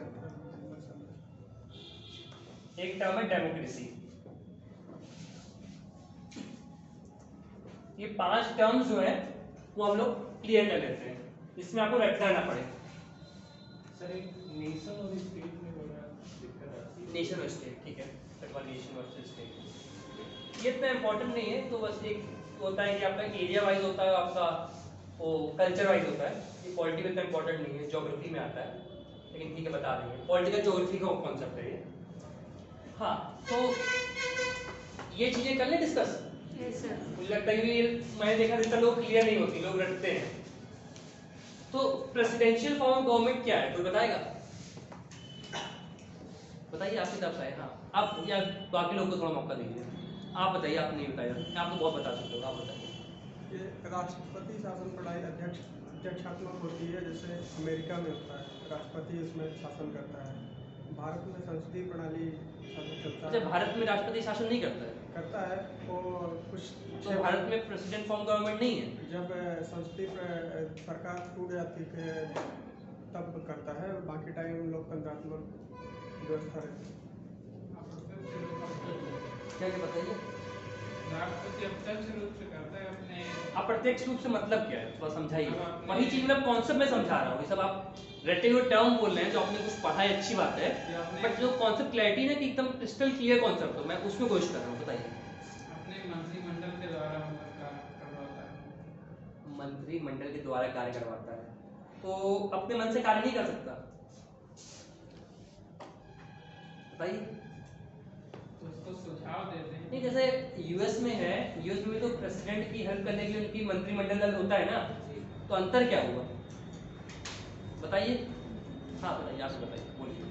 सर, प्रेसिडेंट के फॉर्म ऑफ गवर्नमेंट में जो एग्जीक्यूटिव बॉडी होती है, वो एग्जीक्यूटिव बॉडी का चुना जाना जरूरी नहीं होता है, लेकिन जो parliamentary system of executive body का चुना हुआ जरूरी नहीं होता है। नहीं, क्योंकि जो प्रेसिडेंट होता है, उनके जो एग्जीक्यूटिव होते हैं वो अपने आप डायरेक्ट ले सकता है, उनका ये नहीं कि वो वो उनसे पीपल के द्वारा चुने हुए हैं। कुछ हद तक सही। देखिए अब प्रेसिडेंट तो जनता ही चुनती है ना। प्रेसिडेंट तो सर चुनेंगे, लेकिन जो हमारे क्या है जो एग्जीक्यूटिव बॉडी है वो सर पार्लियामेंट से ही बनाई जाती है, जबकि उनके यहाँ ऐसा नहीं होता। उनके यहाँ कांग्रेस अलग चलती है और उनका जो एग्जीक्यूटिव वर्क है वो सर अलग चलता है। उनका लेजिस्लेटिव और एग्जीक्यूटिव वर्क बिल्कुल डिफरेंट, मतलब बिल्कुल टाइट अलग है। हमारे यहाँ ऐसा नहीं है। कुछ हद तक ठीक है। इनका पावर ऑफ सेपरेशन वर्ड सुना इस सबने? क्या मतलब है इसका? यही बताना चाह रहे हैं। क्या मतलब होता है ये? पता है आपको? कोई और पता है? कोई और बताए? हाँ बताइए। बैठ जाइए। सही, काफी हद तक ठीक जा रहे हैं। थोड़ा और बताइए और क्लैरिटी दे जाएगी। पावर ऑफ सेपरेशन का मतलब ये है कि शक्तियों का इस प्रकार विभाजन किया जाए कि कोई भी व्यक्ति उसका दुरुपयोग ना कर पाए। ठीक है।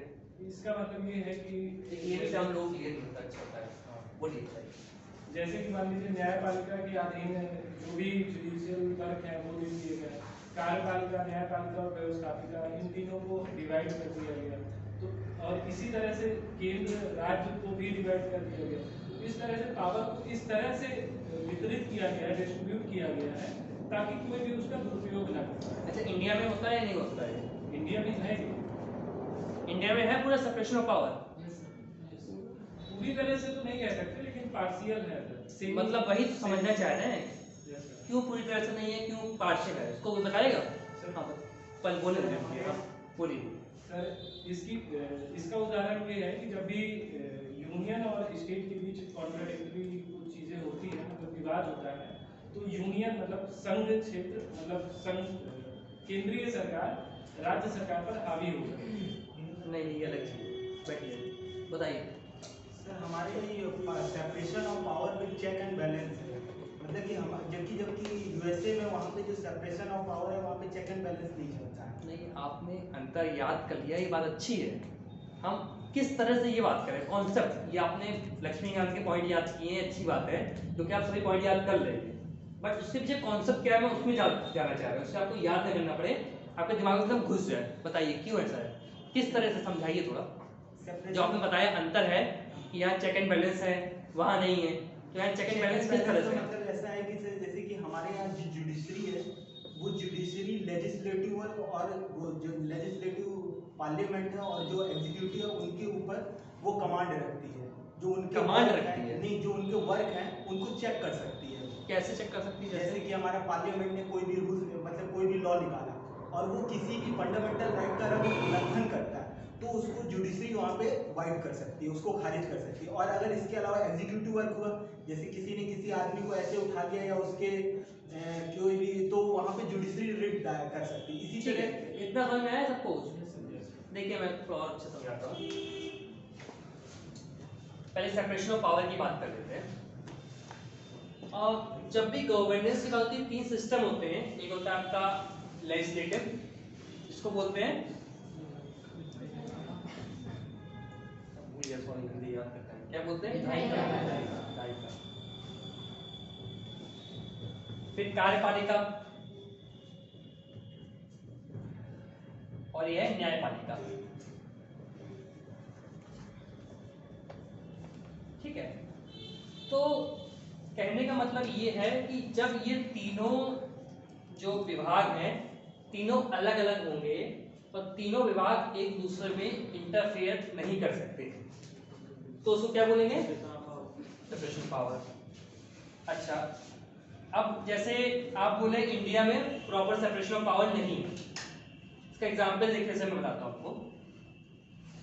कार्यपालिका में जो आपका जो मंत्रिमंडल है, मंत्रिमंडल होता है, वो आपका विधायिका का ही पार्ट है। इतना पता है आपको? जो हमारे मंत्री होते हैं ये सभी लोग पार्लियामेंट के ही पार्ट होते हैं ना। जो केंद्रीय मंत्री हैं पहले उनके लिए उसमें होना जरूरी है विधायिका में। ये बात समझ में आई? तो ये क्या ओवरलैपिंग हो गया कि नहीं हो गया? जैसे प्रधानमंत्री जी हमारे हैं, प्रधानमंत्री जी हमारे कार्यपालिका में भी हैं, इसमें लेजिस्लेटिव में भी हैं, विधायिका में भी हैं। कितनी बात समझ में आई कि नहीं आई? प्रधानमंत्री जी हमारे लोकसभा में बैठते हैं ना, इधर ही बैठते हैं, तो ये दोनों ओवरलैप कर रहे हैं ना।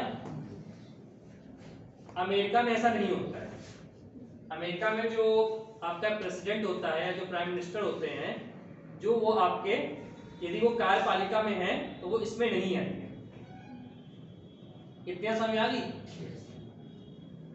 अब भूलेंगे तो नहीं ना, कोई रटने की बात नहीं है। एग्जाम्पल समझिए, समझ में आ रहा आप लोगों को नहीं आ रहा है? तो पार्लियामेंट फॉर्म ऑफ गवर्नमेंट में क्या होता है कि एक आपका रियल हेड होता है, एक नॉमिनल हेड होता है, जो कि आप लोग बताए थे। देखिए जैसे इसमें क्या है कि प्रेसिडेंट जो है, आप कहेंगे प्रेसिडेंट असली में उस पर पावर नहीं है। कोई बता पाएगा क्यों नहीं है प्रेसिडेंट पर असली में पावर क्यों नहीं है? क्योंकि वो अपने मंत्रिमंडल के सलाह पर ही कार्य करता है। हाँ, वेरी गुड। क्योंकि कॉन्स्टिट्यूशन में लिखा हुआ है कि प्रेसिडेंट जो भी कार्य करेगा वो अपने मंत्रिमंडल की सलाह पर करेगा, बिना सलाह के वो कार्य नहीं कर सकता। और मंत्रिमंडल का मुखिया कौन होता है? इसलिए मेन हेड कौन हुआ? रियल हेड प्रधानमंत्री। वो जो बोलेगा राष्ट्रपति को, राष्ट्रपति वही काम करेंगे। इतना समझ में आई? अब तो डाउट नहीं है। जबकि प्रेसिडेंशियल फॉर्म ऑफ गवर्नमेंट में क्या होता है? ऐसा कुछ नहीं होता है कि ऐसा नहीं है कि आपको जो एक प्राइम मिनिस्टर है वो एडवाइस करेगा तभी वो प्राइम प्रेसिडेंट काम करेगा। इस तरह से नहीं होता है। इतना समझ में आ गई ना? अच्छा, अब बात आती है जो फेडरल सिस्टम। फेडरल हिंदी में क्या बोलते हैं, कौन बताएगा? संघीय। एक संघीय होता है और एक यूनिटरी। यूनिटरी क्या बोलते हैं? एकाकी। अब इन दोनों में अंतर क्या है, ये भी जानना बहुत जरूरी है।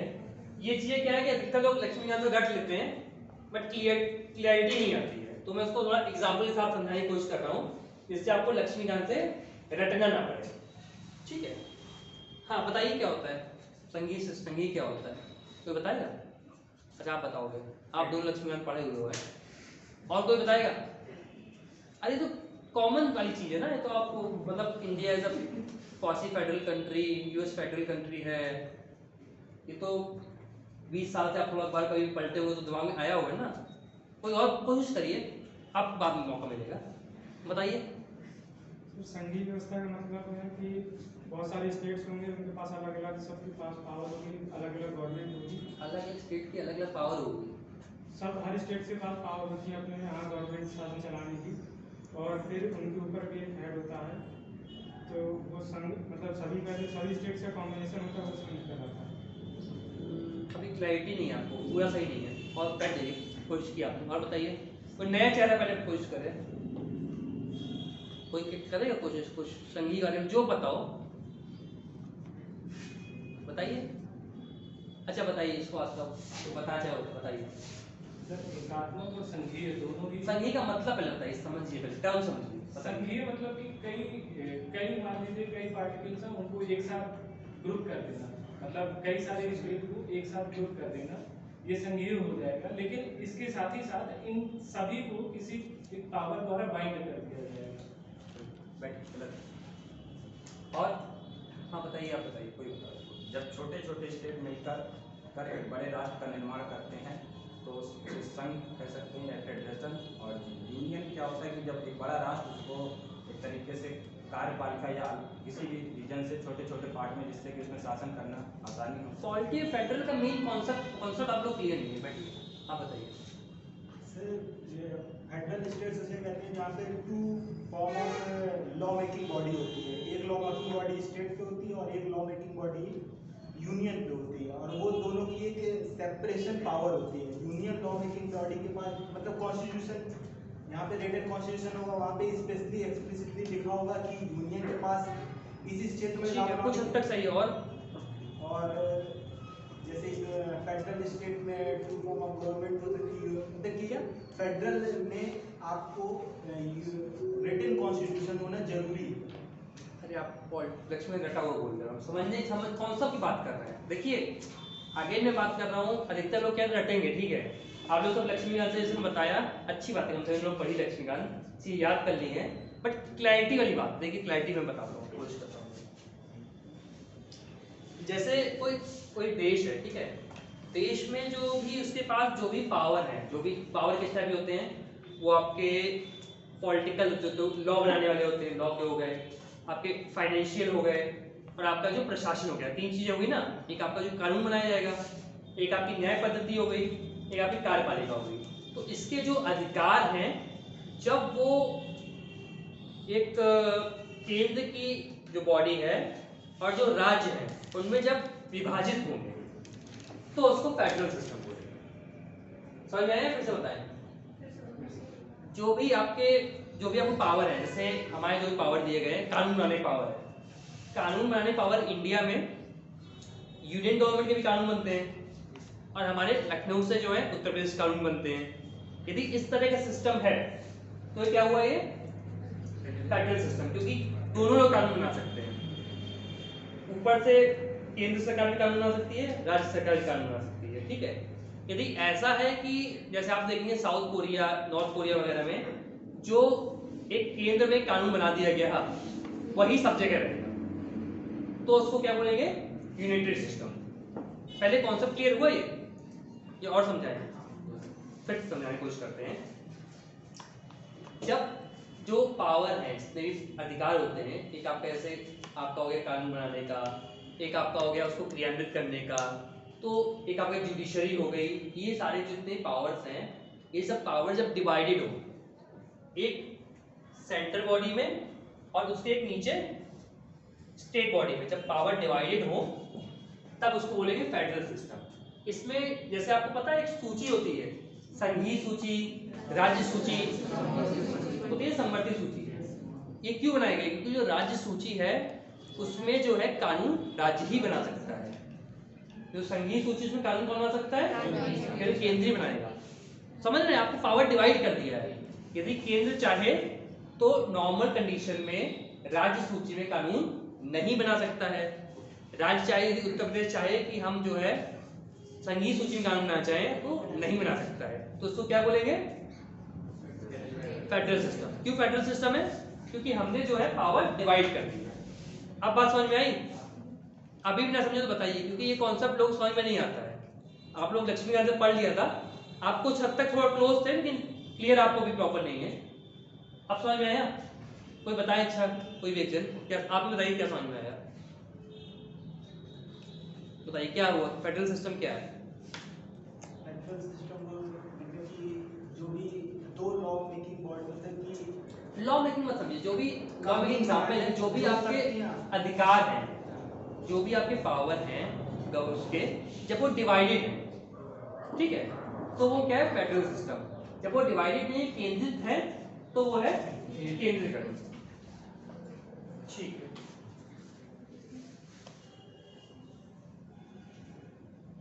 अब नेक्स्ट, अच्छा इसमें थोड़ा और भी डिटेल बात कर लेते हैं।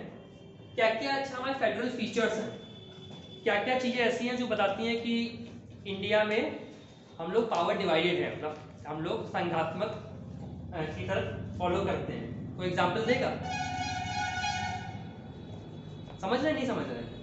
क्या क्या ऐसे चीजें हैं जिससे हम कह सकते हैं कि इंडिया एक फेडरल कंट्री है?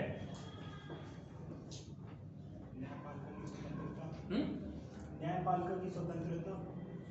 अच्छा, जैसे आप वॉइस बता रहे थोड़े डटे हुए, तो उसको हम बताते हैं किस तरह से है। जैसे देखिए, न्यायपालिका की स्वतंत्रता जो बताया, ठीक है। अब जैसे आप रेट लोगे तो कंफ्यूज हो जाओगे। आप बताओ क्या फीचर है, किसके अंदर आता है? क्यों? क्योंकि अगर न्यायपालिका स्वतंत्र होगी तो वो जो, क्योंकि फेडरल में डिस्प्यूट होंगे दोनों के बीच में, स्टेट और सेंट्रल में, और न्यायपालिका अगर स्वतंत्र होगी, ना वो स्टेट सेंट्रल के अंतर्गत आएगी ना स्टेट के अंतर्गत, तो वो फेडरल स्ट्रक्चर को मेंटेन करके रखेगी। समझ में आएगा? मैं और कोशिश करता हूँ समझाने की। वो फीचर्स फेडरल होंगे जो कि सेंटर के पावर कम करें, ठीक है, मतलब सेंटर की मनमानी नहीं होगी। सेंट्रल स्टेट दोनों को अपने बोलने का अधिकार मिलेगा। जैसे न्यायपालिका की स्वतंत्रता है, तो यदि स्टेट को लगता है कि उसके अधिकार केंद्र ले रहा है, तो वो न्यायपालिका के पास जा सकता है ना। इसलिए क्या हुआ ये, इसकी बात समझ में आई? तो कभी रटने की जरूरत नहीं होगी आपको। मैं कोशिश, बाकी आप लक्ष्मीकांत पढ़ लोगे, और बताइए और फीचर क्या है?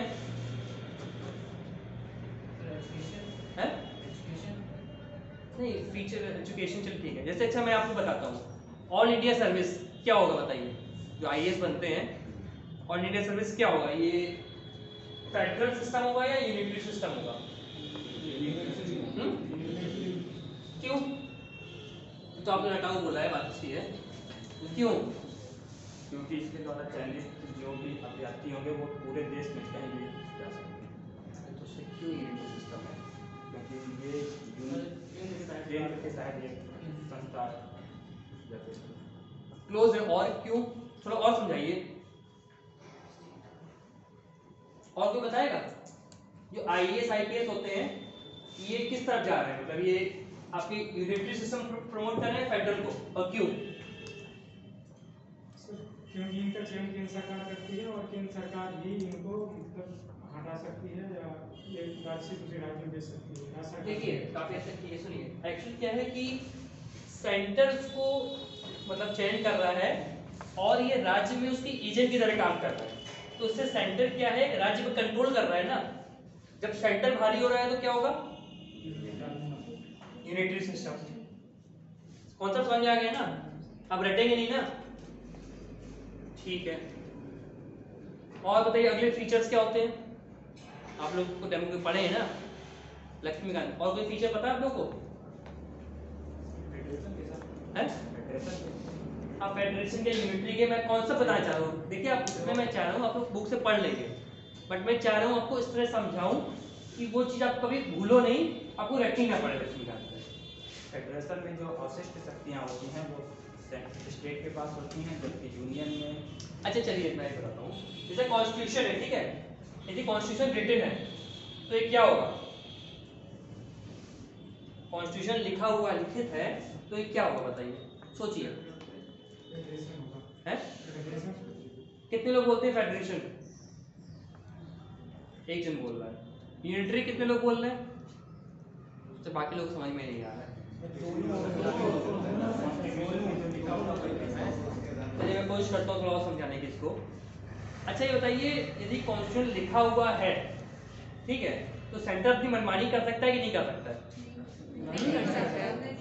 नहीं कर सकता ना, तो क्या हो गया? बस आपको रटने की जरूरत ही नहीं है। समझे ना आप लोग? सर मान लीजिए कि संविधान में यही लिखा हुआ है कि सेंटर स्टेट पर हावी होगा था। नहीं नहीं, देखिए आप समझे नहीं, आप कॉन्सेप्ट नहीं। देखिए फेडरल मतलब क्या है कि आपको पावर डिवाइड कर रहे हो, सेंटर हावी नहीं हो पा रहा है, ठीक है। तो रिटन कॉन्स्टिट्यूशन है तो उसमें क्या है, सेंटर अपने मन से नहीं कह सकता ना। सेंटर कह दे कि हम स्टेट के सारे पावर राज्य के जितने राज्य सूची होती है हम पूरी हटा देंगे, तो वो नहीं सोचता कि कॉन्स्टिट्यूशन में लिखा हुआ है प्रोसीजर, उसका अमेंडमेंट लाना पड़ेगा। इस चक्कर में सेंटर मनमानी नहीं कर सकता, ठीक है। अच्छा एक फीचर होता है कि कॉन्स्टिट्यूशन फ्लेक्सिबल है, जो हमारा संविधान है फ्लेक्सिबल है। ये क्या फीचर होगा? ये आसानी से चेंज हो सकता है, ये क्या फीचर होगा? क्यों? बहुत बढ़िया, देखिए आप लोग समझ गए। अब आप लोग ये चैप्टर पढ़ेंगे तो आपको रटने नहीं पड़ेंगे, तो कभी कंफ्यूज नहीं होंगे। समझ पा रहे हैं ना? मैं कोशिश कर रहा हूँ, आप देखिए अगेन मैं कोशिश कर रहा हूँ कि जो चीज़ आप लक्ष्मीकांत से पढ़ लोगे, जो जैसे आप याद कर गए अच्छी बात है, बट क्लैरिटी होनी चाहिए कि आप कभी भूलो नहीं। अब आप हर एक फीचर को रिलेट करो, सोचो, क्योंकि मैं ये बता रहा हूँ मेंस में आपको वैसे ही आएगा, आपको सोचना पड़ेगा। आप जितना उसका विश्लेषण करेंगे तभी आप मेंस से क्वेश्चन कर पाएंगे। लेकिन अभी आप पहले लेवल पर, तो मैं चाहता हूँ अभी से भी आप उसको एनालाइज करना स्टार्ट कर देंगे, सोचना, तब आगे एक साल में आप काफी अच्छा डेवलप हो जाएंगे। आपका जो माइंड है वो खुलने लगेगा, सोचने लगेगा। अच्छा डेमोक्रेसी तो सबको पता ही होगा क्या होता है। क्या होता है डेमोक्रेसी? एक लाइन सबको याद होती है, बता दीजिए वही लाइन। हाँ बहुत बढ़िया, वही होता है for the people by the people, Abraham Lincoln ने बोला था। अच्छा डेमोक्रेसी का और मतलब क्या समझाएंगे, क्या होता है डेमोक्रेसी? डायरेक्ट डेमोक्रेसी क्या है, इनडायरेक्ट डेमोक्रेसी क्या है, पता है किसी को? डायरेक्ट मतलब कि जहाँ पर जनता डायरेक्ट अपना मतलब जहाँ पर डायरेक्ट जनता प्रतिनिधि के तौर पर काम करे, वो वो डायरेक्ट हो गया। और इनडायरेक्ट मतलब जहाँ जनता चुनती है किसी अपने प्रतिनिधि को और वो जाकर के लॉ मेकिंग और बाकी सारी चीजें करें। बढ़िया, समझ गया ना। देखिए जैसे स्विट्जरलैंड में होता है कि जो भी आपका राजा होगा उसको डायरेक्टली जनता चुनेगी, ठीक है। हमारे क्या होता है, हम लोग क्या है लोकसभा के मेंबर चुनते हैं, सब लोकसभा के मेंबर चुने, फिर लोकसभा के मेंबर्स ने अपना एक मुखिया चुनते हैं जो प्रधानमंत्री बनता है। तो हमारे इनडायरेक्ट डेमोक्रेसी इतनी समझ में आ गई ना। तो आज की शायद नहीं करता। और बताइए किसी को और कोई डाउट हो, क्लैरिटी करना हो तो बताइए। मतलब मेरा मेन फोकस क्या है कि अपनी अपनी स्टाइल पढ़ाने की, पढ़ने की, क्योंकि मैंने लगता है संस्कृति मुझे करनी, हम लोग करनी चाहिए। जो चीज़ें डाउट होती हैं वो पढ़ें। यदि आप चाहेंगे तो जो बुकिश चीज़ें हैं कि चीज़ें वो भी पढ़ा दी जाएंगी, बट जो मैंने पढ़ाने की कोशिश की है कि कॉन्सेप्ट आप लोग चीज़ें समझें, आपको याद ना करनी पड़े, ये आप बुक से नहीं समझ पाएंगे। आप बताइए, आप फीडबैक बताइए, आप किस तरह से चाहेंगे, पहले वो समझ लिया जाए किस तरह से आप क्लासेस चाहेंगे। मतलब ये अप्रोच अच्छी है कि हम लोग पहले टॉपिक डिसाइड कर लें, आप लोग उसको पढ़ कर आएँ, फिर उसके बाद उसको डिस्कस करें। जैसे सपोज मैंने डिस्कस, हम लोग डिसाइड कर लिया कि राष्ट्रपति शासन या पार्लियामेंट फॉर्म गवर्नमेंट आपको पढ़नी है, तो आपने लक्ष्मीकांत से 4 पन्ने 5 पन्ने पढ़े। उसके बाद आपने पूछा, फिर मैंने पूछा आपसे, तो उससे क्या है आपका माइंड डेवलप होगा और आप मेंस के क्वेश्चन अच्छे से कर पाएंगे। बताइए कैसा है तरीका, सही है ना। तो हम लोग कोशिश करेंगे यही तरीका फॉलो करेंगे, ठीक है।